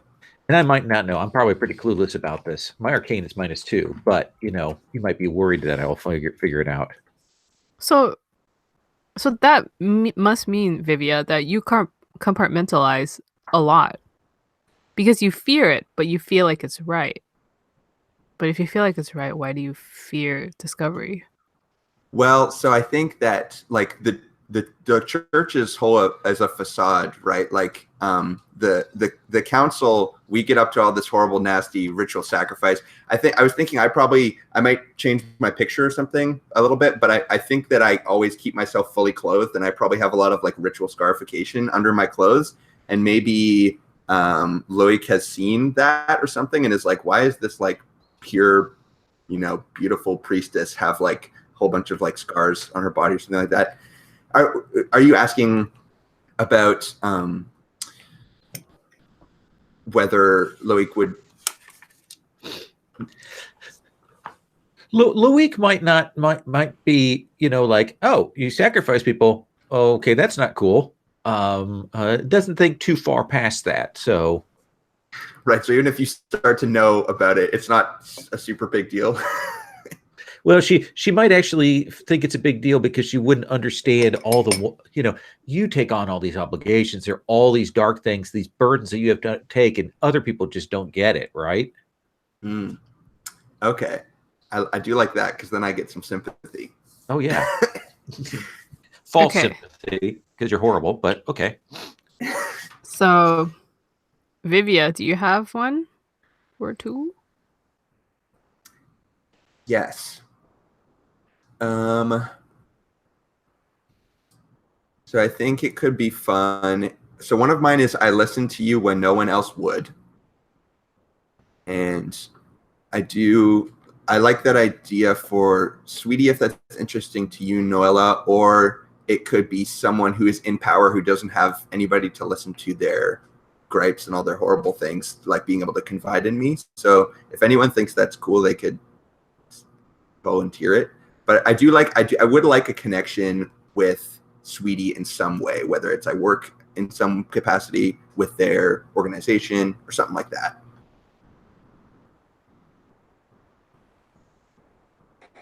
It was pretty unclear. What do you think, Noella? I mean, I think that would be interesting. Cool. I actually really like that idea. So the Church of the Great. Radiant Dawn is tied to this like system of orphanages. Suddenly, everything became darker. Yeah, we just indoctrinate the children from as young as possible, but I'm And sometimes bad orphans get sent out to the farm. Jeez. Whew. But yeah, maybe you've confided some stuff in me, Sweetie, if that works for you. And it says I listened to you when no one else would, so it must have been a thing that you were like at your wit's end about and then came to me about. So you could think about whatever makes sense there. Mm-hmm. And then I like, what if for Auntie Gray Bone, although is that your secret witch name? Does nobody call you that? Yeah, I think my actual name is like it's like see, my son's name is Yoren, or my nephew's name is Yoren, so I would be like I think my real name is like Helga Greymark or something like that, or yes, I'll come up with a better name, but that's the idea. Yeah. Do you think it would make sense if I gave you have encountered me and fear it? I have encountered you. Yes. And you and fear me. You. And power. And my playbook references it, which is yes. I don't think so. I think I'm gonna disclaim that one. I think I have a slightly different idea for that relationship. So cool. So I could give that one to Loic, but we've sort of established, we haven't really established a fear-based relationship, and I don't know if we necessarily need to. My other one is you have heard me speak my love for it and were moved. So I could give that one to. I like that better. Or to you mean for you, Jason? Yeah, I like that better for Auntie Greybone. Yeah. Okay, cool. So, because then Loic is suspecting what's truly going on, but you're just moved by the faith and by what I have to offer to the world, I guess. Well, so read the thing to us again. What is it? So it is, you have heard me speak my love for it and were moved. Are you like discerning and not buying my whole Radiant Dawn bullshit, or yeah, I think she has to know the truth, right? Maybe okay. So all right. So maybe we should do, instead of doing both at once, or maybe we should like start to do some other ones. We can jump to someone else and and then see if something makes more sense, like as it develops. I think that might be the best. I agree. Okay. Yeah, Jason, do you have one? I do. I think I wanted to do. I was going to do "You Think Me Useful and Powerful," Vivia, because I have completely dispensed with the artifice of the religion, right? And indeed, I literally have sex with Yogg. Like, I am Yogg's consort and lover, right? And so I have long abandoned the notion of like religion and faith and all that stuff. And I'm just like down in the fucking shit. Like I am there with the real shit. Okay. Deep Hell yeah. That sounds great. Right, yeah. Get down. So that was one of mine. And my other one was for Sweetie, you want something from me? I'd like to suggest that I know who your parents are.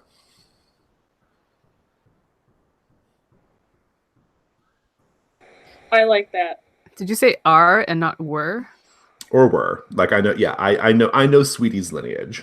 I know where Sweetie comes from. It's definitely a question though of are or were. Who's to say? Well, and I also like that comes a few moments after you said that you were screwing Yogg. So we won't go there. See, I know. That's the thing. Like, I mean, like maybe it gets revealed in play, but I think for whatever reason though, I know your parentage. So. Okay, Sweetie. Why don't we get your relationships?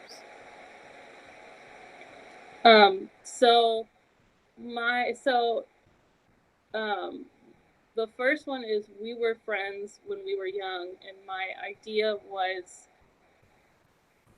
can you hear me?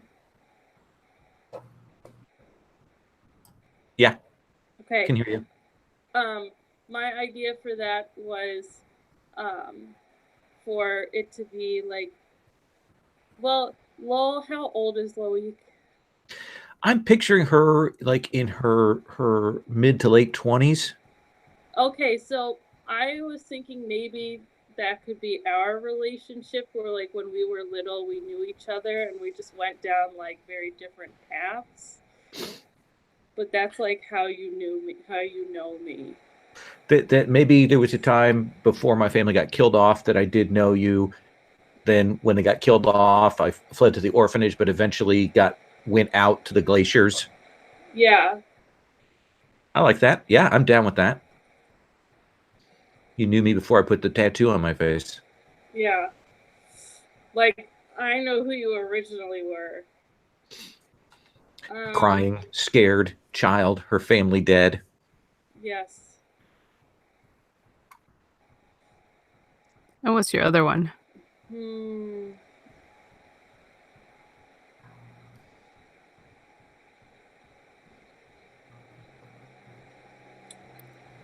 If you're still thinking, oh, go ahead. No, I have an idea. Well, so the one that I'm interested in is you need me to keep someone you care about alive. And I think that might be interesting to do with Auntie. Yeah, I like that. Maybe I've got like one decent grandson I can do something with, but he's like frail and sickly. Yeah. And you're like, and Honey has not been able to help. Honey needs my help. And that might be something that we can use God Complex for. I think that's Jurgen Greymark. Jurgen Greymark is, I think Jurgen Greymark is probably like Yoren's. I think he's like you. I think he's my grandson, and like a cousin to Yoren, who is the titular head of the house. And Jurgen represents like one of the few like last bits of like future of my house, right? Because we we murdered all the young ones, most of them. So I need Jurgen to live.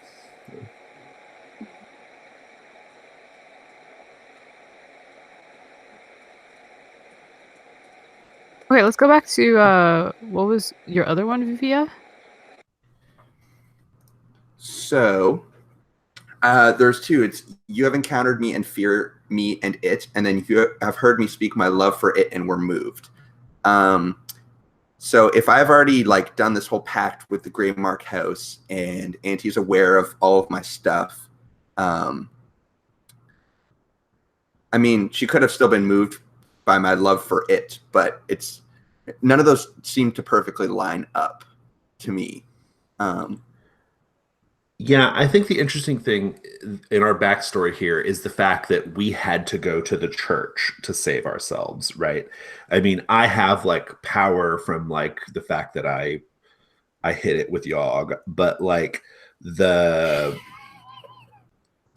is no like, I think like it's like I can't do like the magic I can do is very like small and personal and like it's just smaller in scope. Basically, it's like it's not the kind of like big ritualistic like big huge ritual that I would need to save my whole house from this marauding force, right? And so what I think is that perhaps like I armed you with the knowledge and you then took it and did a grand ritual, right? And I was moved by that, not only because you were saving my house, but also because you kind of took this knowledge, this stuff that I'm aware of, but that I can't do, right? Like I don't possess the talents or maybe even the inclination to do this kind of like high ritual magic, right? Do you think maybe you were a little odd? Like you knew of you knew the power, but not to what extent it could be? I think that's it. Yeah, I think I've always used my connection to Yogg and to the power. I've always used my connection just to sort of like subtly shape things and guide my house. I have never used it to like win a war or something like that, right? I've never used it on like a grand scale, right? And I think that's what this was. This was like grand scale tapping into the unspeakable power. So. And I was impressed by that. Cool. And I think we also kind of needed the sacrifices, but didn't let on that it was actually helping us a lot too, because we need to keep up a constant stream of that to appease the gods. But we were just like, oh yeah, you need help, huh?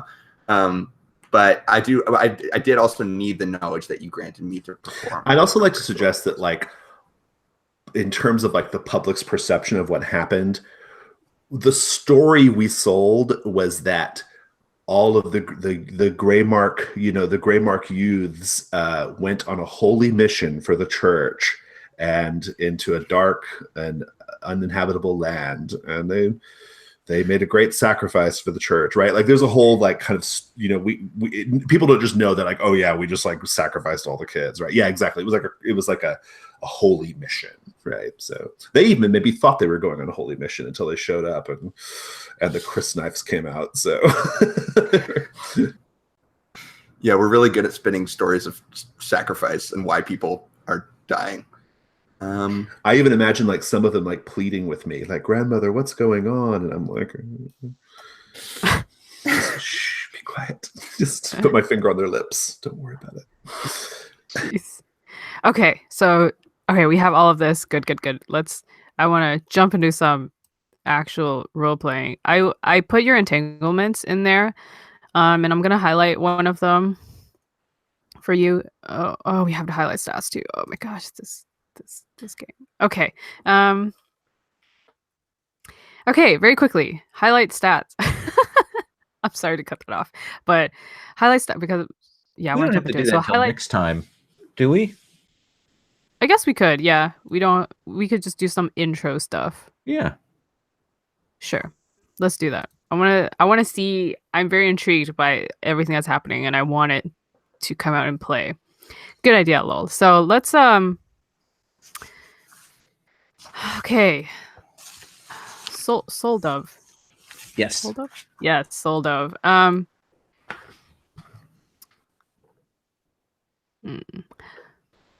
So it's what is your normal day like? How do you go about your business?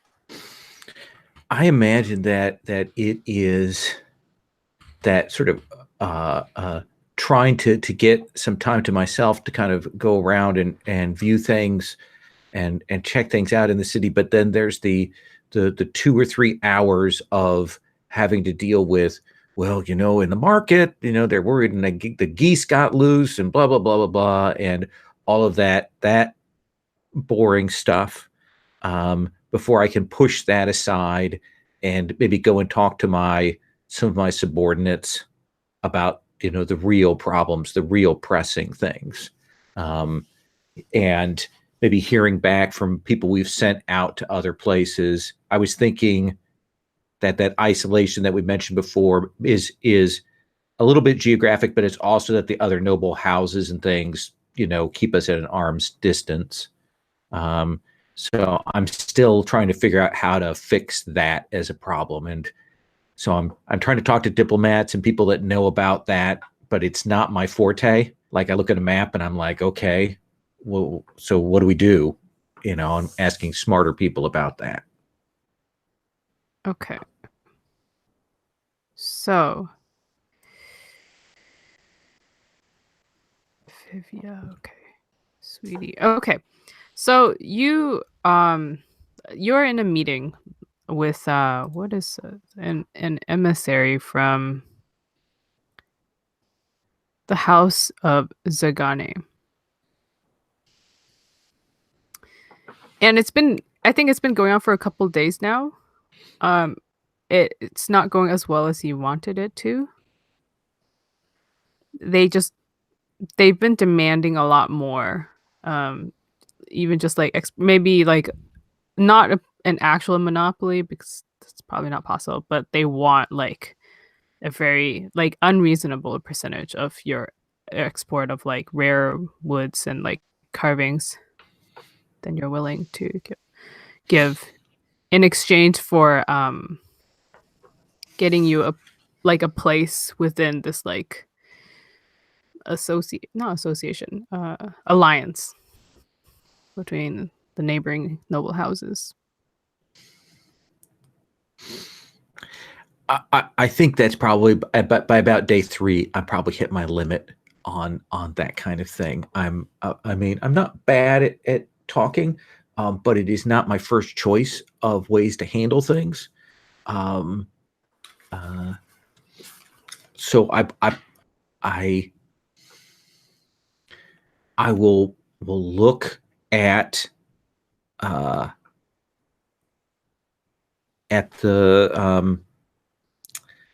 this person, and I guess I am going to try and figure out how I can get them to delay. Like I don't want to deal with this now. I don't want them to push on me. How do I think I can like table this for a while? Sure. Yeah. You can definitely roll for that. Hold on.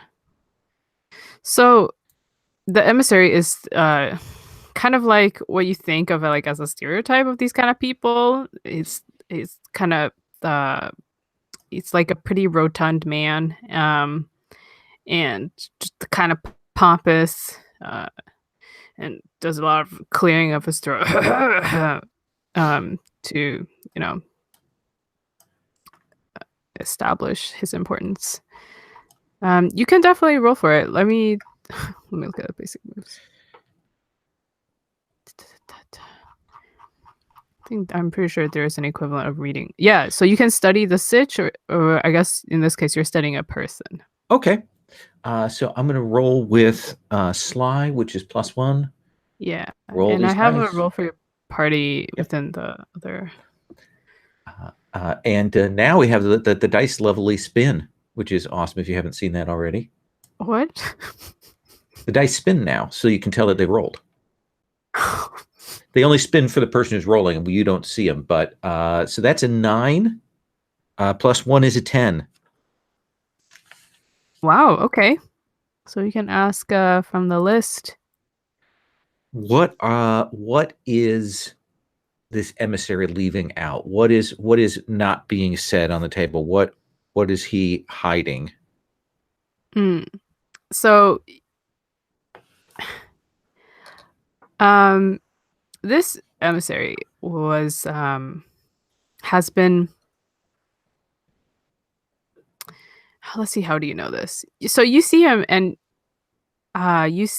just like the way that, like, he was just moving around. He's wearing a lot of like dark colors, dark but rich colors, again to show how important he is. And like when he moves, you see that there's actually a bracelet or a bangle, I don't know, things that rich people wear on his wrist, and it's just like it just catches the light, and you see that it's actually there's an emblem of the Grey Marks, yes, the Grey Marks house on it. So I mean, at this point you're pretty politically astute. You know that he's been bribed by the Grey Marks to not have this this negotiation come through. What do they really want?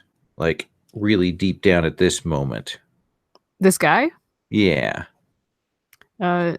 His name is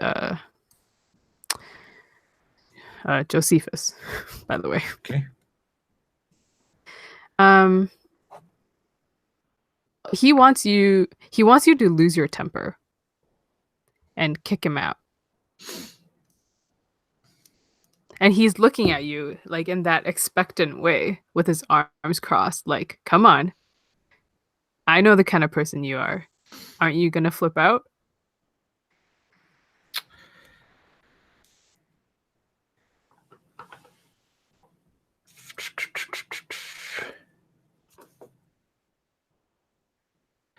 I think I'll sit on that last question. I may do it, I may not. But essentially I go, this is all really interesting. You know what? I think I'm going to have to take some more time to think on this to get the right decision. You know, I know that we don't have the greatest of hospitality or the greatest of, you know, luxuries for you to spend, but, you know, I hope that you won't mind. This may take us a couple weeks to work out. A couple of weeks? Yes. In this weather? I know. I apologize. I am so sorry.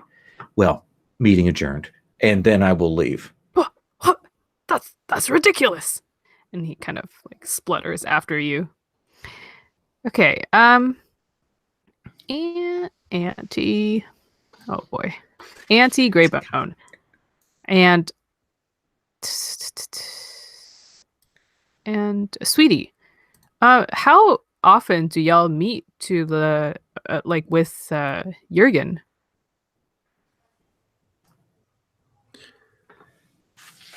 I would imagine probably pretty frequently.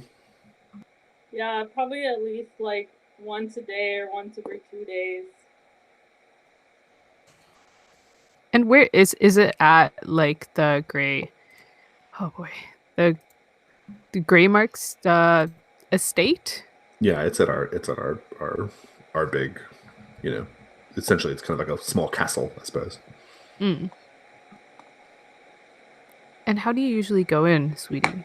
Is it through the front doors or is it through like the servants' entrance? I assume it's through the servants' entrance. Okay. And when you go in, you find Auntie Greybone already there. What are you doing there?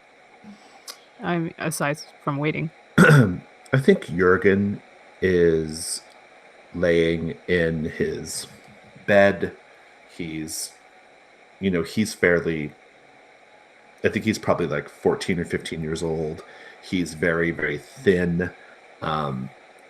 a very like kind of ashen complexion. He's sick.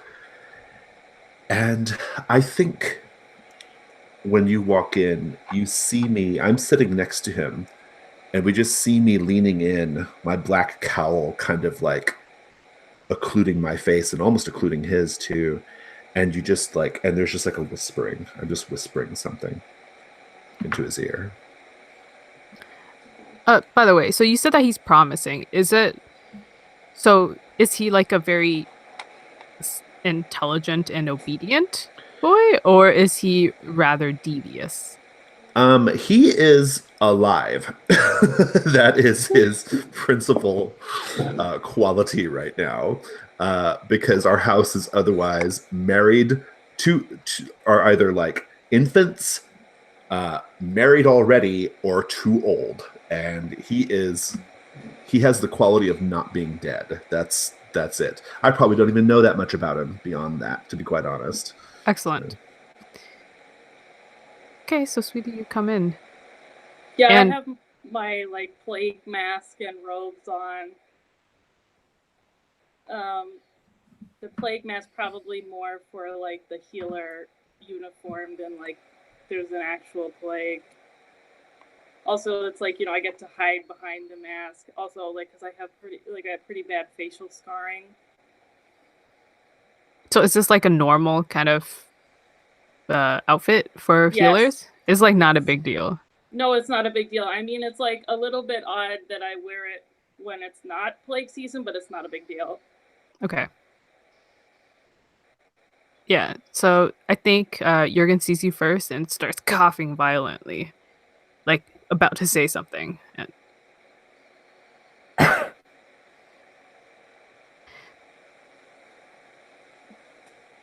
Oh, were you saying something or? nope. So he's coughing. Oh, got it. I just look up and I see you, sweetie. And I like look up and like you can't ever really see my face entirely. The hood of this like kind of robe that I wear, it obscures most of my face. You just see kind of my mouth, right? And I look at you and I just say, well, I see you're here to do your work. Yes. Good day, Mr. Scraymark. And I kind of like stand up and stretch myself out. And I come around the bed and I kind of creep up behind you. I'm like bent over, hunched over, twisted, very like small seeming even. And I come around and I just kind of whisper in your ear. I say, if you can save my grandson, I may tell you a clue about your parentage.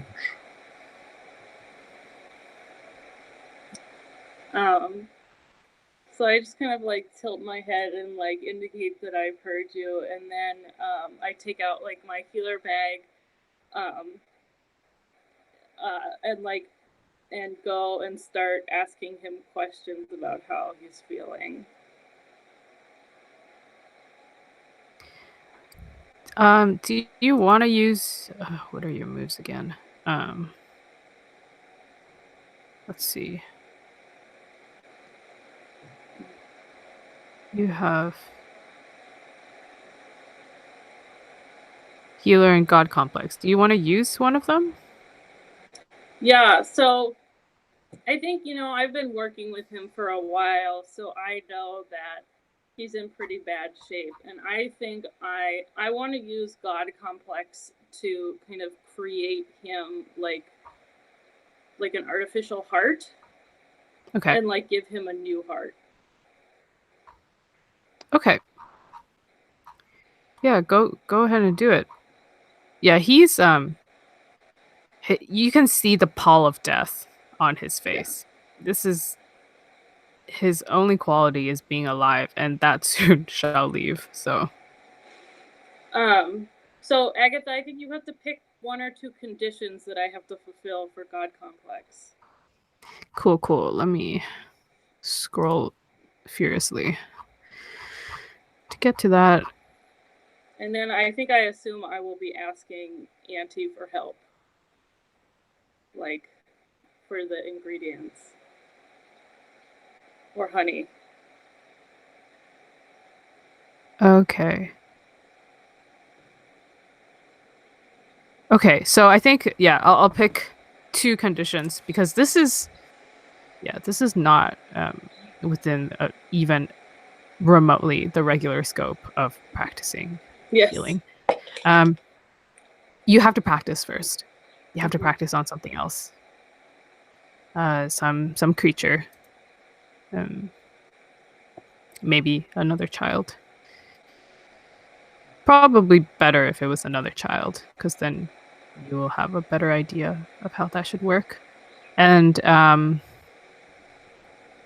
you are going to need help from the unspeakable power, from it. This takes magic, not just skill.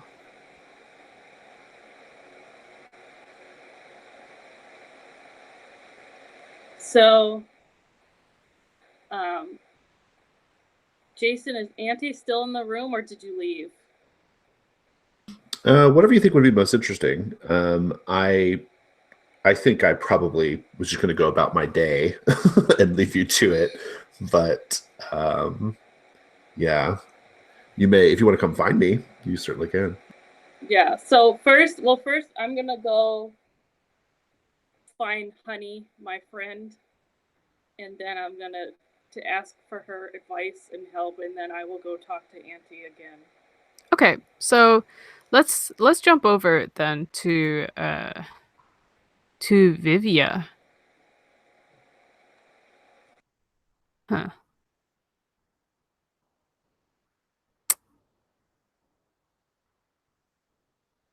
So Vivia, what are your days like? Like how often do you have to make these sacrifices?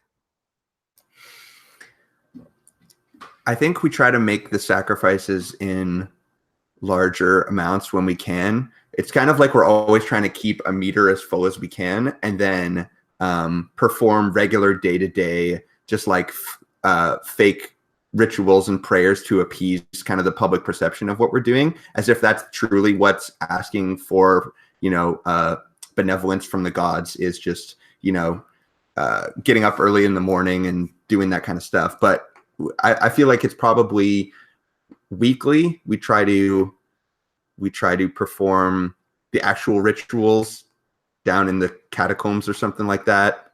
So who are these people that keep getting killed? Great question. I wonder if one source would be, I don't know what kind of laws are being enforced, what Soldov has as far as like a legal system, but any sort of criminals or offenders we could get our hands on would be very convenient. I don't think it can always be people. So sometimes it's animals, although I think we'd prefer it to be humans because the gods appreciate that a little more, because we're the ones who got ourselves into this mess in the first place and transgressed so heavily. So are you the one who's in charge of this weekly task? I think we all have sort of roles within it, but I think a lot of what I do is more being the face of the faith. So I do get in there when I have to, but because I'm more seen as a divine figure, it's more important for me to keep up appearances, I guess. Okay. So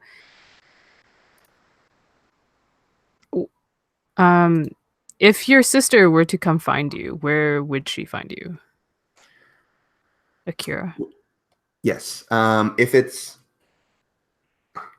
if it's in the morning, I'm outside in high ground, somewhere within where the people can see me. I imagine there's like a peak something nearby, or just like a large hill, which I'm always on top of, sort of. Thanks, Jason. Perfect. Praying to the sun and welcoming the warmth that is washing over the land, all that stuff. So she could see me there. If it's day to day, I'm probably just walking around talking to people.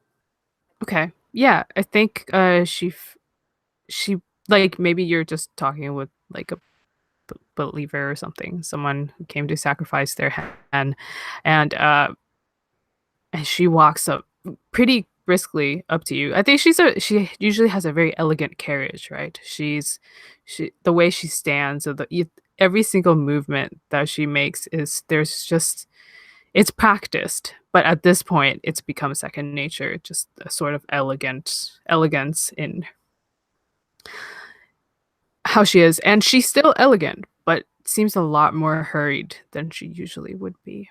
I think I pick up on that because her elegance is something I'm always striving for, and I'm always a little jealous that she's done it like a little better than me. And I can tell immediately when she's off, because I feel like, I have one up on her, even though we get a little catty, I think, sometimes.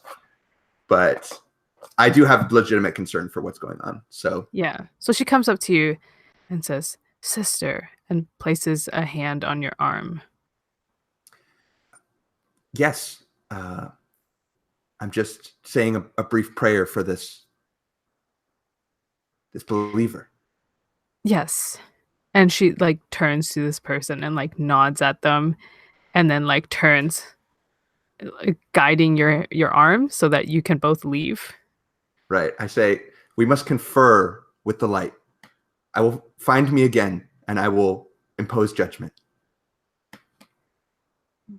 She like smiles politely at them, nods again, and like briskly walks you into like a corner and one of these like fancy hallways. Yeah. Like, where there are just like these ornamental pillars. Sister, it has happened again. Our charges have walked. And do I decipher that? By this, she means that the people that you were supposed to sacrifice have run away. This is the third time this month. Were the security measures enforced not enough? I'm sorry? Were the security measures enforced not enough? I am not sure.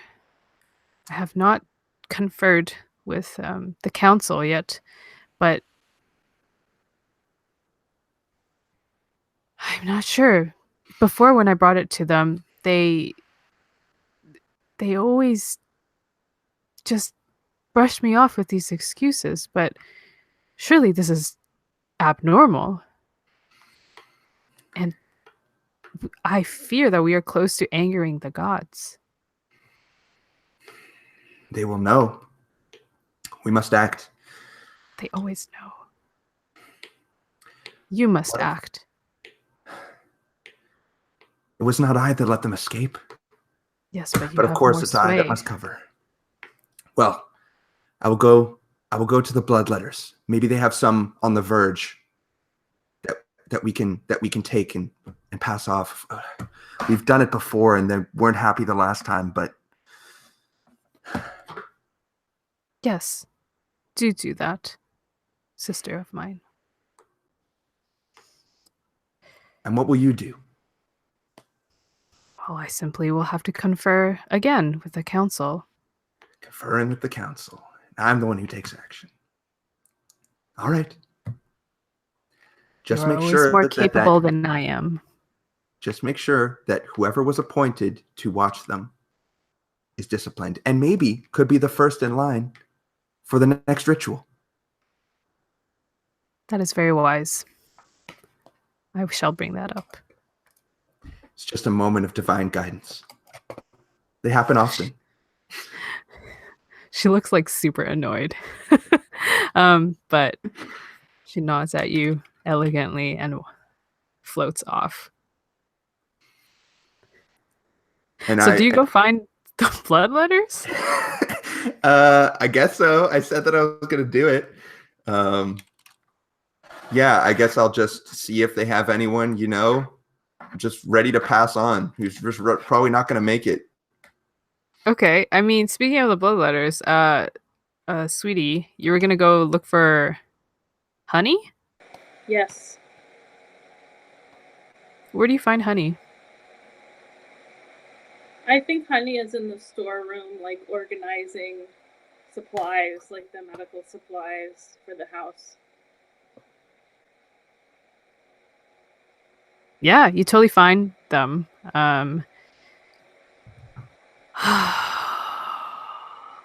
They're working really fast. Like very Honey. industrious. Oh, Honey. oh, sweetie. Oh, hi. Right. It is another 3 days. Yes. What do you need? Honey. Jorgen is not doing well. They like look around to make sure that no one's listening in. I don't think this is something you should just say out loud. So I kind of like put my arm around him and so that like I'm like my mouth is like close to her like ear, and I say, we must take extreme measures. You don't mean I that. do. He needs a new heart, honey.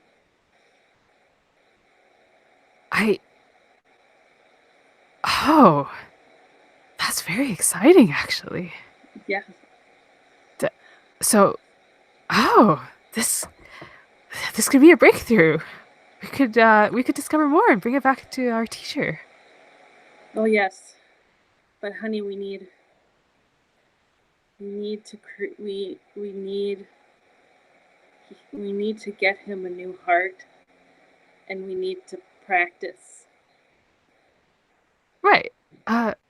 Of course. So, what do you need me to prepare? You do need me to prepare something, right? Yes, honey, I need you to bring me someone.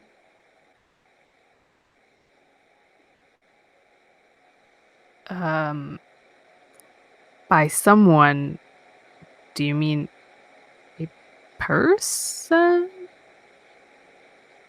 What do you want me to practice on?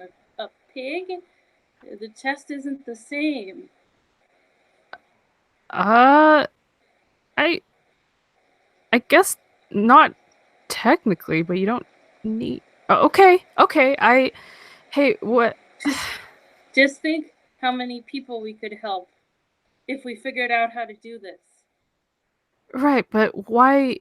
If you need this for the esteemed gray marks, then why don't you just talk to them? I'm just somebody who works the medical wing. I don't actually have any power to just grab you someone. Well, honey, you're my friend, and I trust you. Okay. And do you want to roll? yeah. What do you want me to roll for? Let me see. So I mean, this is clearly beyond Honey's means. So let's see. Roll. Oh my gosh. Hit me with those moves. Well, how about not maybe so instead of asking her to get me somebody to practice on, how about I tell her to like, honey, I need you to You can like I need you to like help me figure out how to like I need you to help me do it. Okay. Yeah. So what you can do, if you want, is you can actually call on your faction.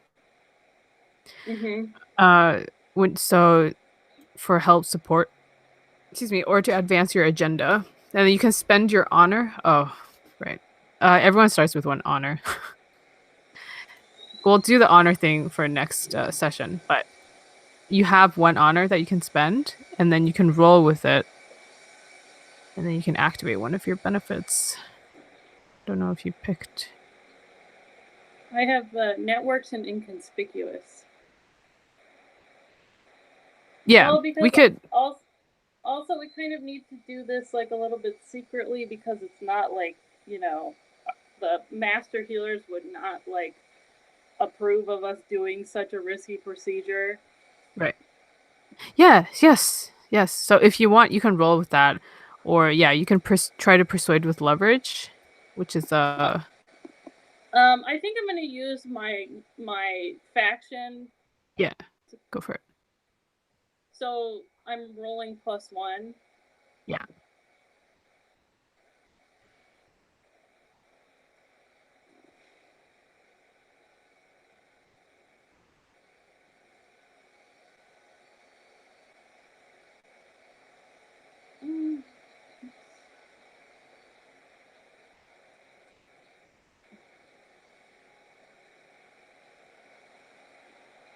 Oh, I got a 6. Okay. Um.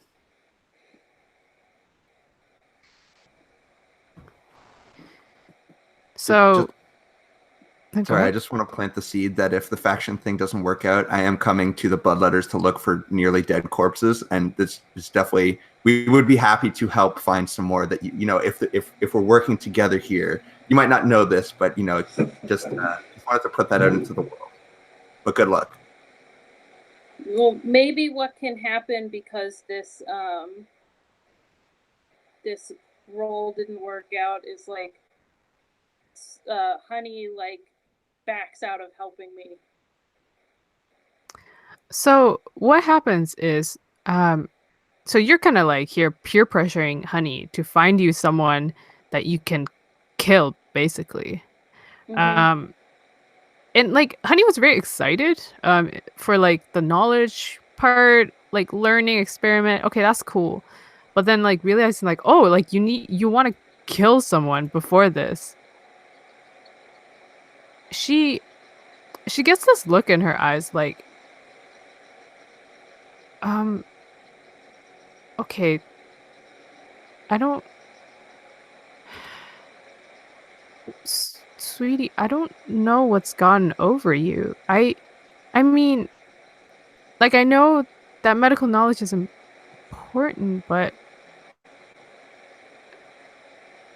why did you I feel like you've changed. Like why are you just going around killing people now?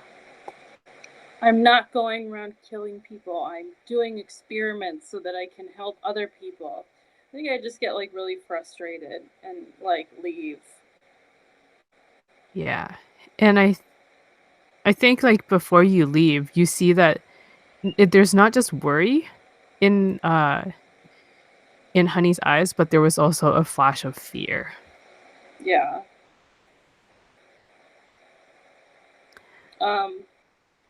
So I'm gonna go to find Auntie Greymark or Greybone. Go ahead. Yeah, I think you find her. Maybe in your study, Auntie Greymone? Do you have a study? Yeah, so I was thinking of like it might be fun to see her momentarily in her element, right? And maybe Vivia sees this and can make a decision about whether Vivia wants to continue or not. But I think like I'd like to suggest that there's like this in the TV show of our game, there's like a tracking shot. I'm gonna do a tracking shot. There's like a tracking shot, cameras swooping in, and we see like we see House Greymark in its splendor, right? Like there's a big like our big like hall, you know, and we see like Greymarks like at long tables with rich foods and rugs and a roaring fire and fine clothing. And we kind of go deeper into House Greymark, into our little castle, and you see servants running around everywhere. And we do have little children. There are little children running around. It goes deeper and deeper. And as it gets deeper and deeper, it gets less and less like active, and we just see like, we zoom into like Auntie Greybone's small chamber deep within Castle Greymark, where I am. And I think we just see me like communing with Yogg. I'm kind of like floating just slightly off the ground, like just a couple of inches. My head is flung back as if I'm being like pulled up by an invisible force, and my arms are out, and and my hood has fallen back, and you see my withered face and my one glassy eye, and I'm just like, and I'm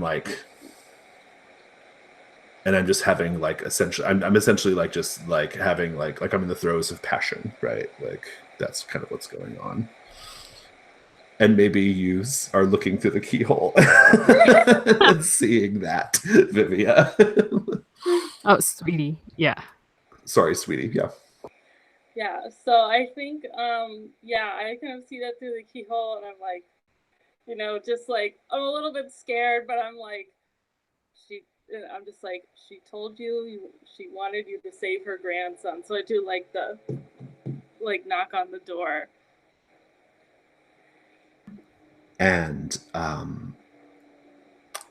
I think there's like just a pause where you're just sort of waiting, and after it beats, the door just swings open, and you see me, and I'm there sitting at a desk. So I've taken my plague mask off, so I think at first you don't recognize me. Yeah, I indeed, and I think I would like turn and I would look at you, and I would say,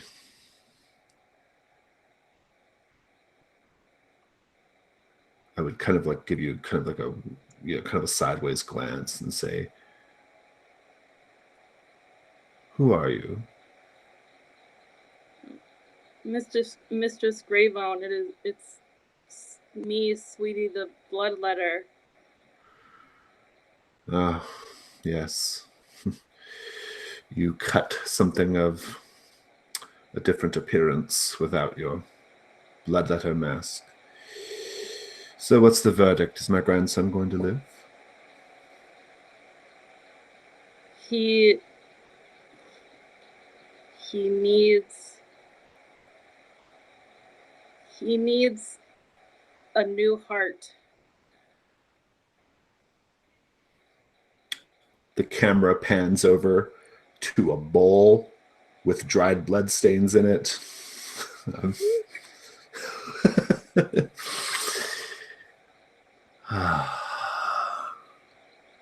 And I stand up and I walk closely to you. And I say, I had a dream last night, sweetie. I had a dream of the man who sired you, of the woman who pushed you through her wretched womb. I could almost see their faces. It was so very, very near.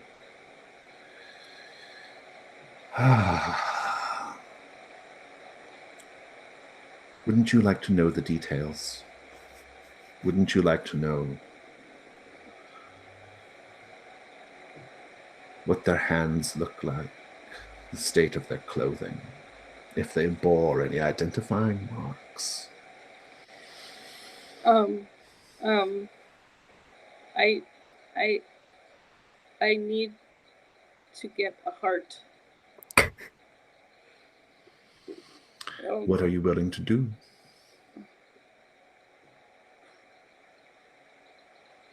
I, I,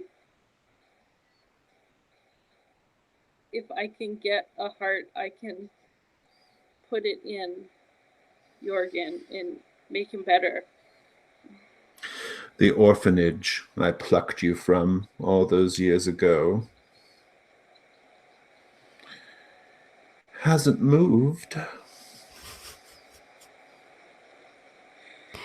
I think that's on that note, it's just like the camera like pulls back and then like pulls out of the Greymark's castle, pulls out of the city, and then you hear the sound of like kids like yeah running around as like just like you see like there's a place that's clearly the orphanage with kids in rags, and then it pulls further and just onto the snowy landscape.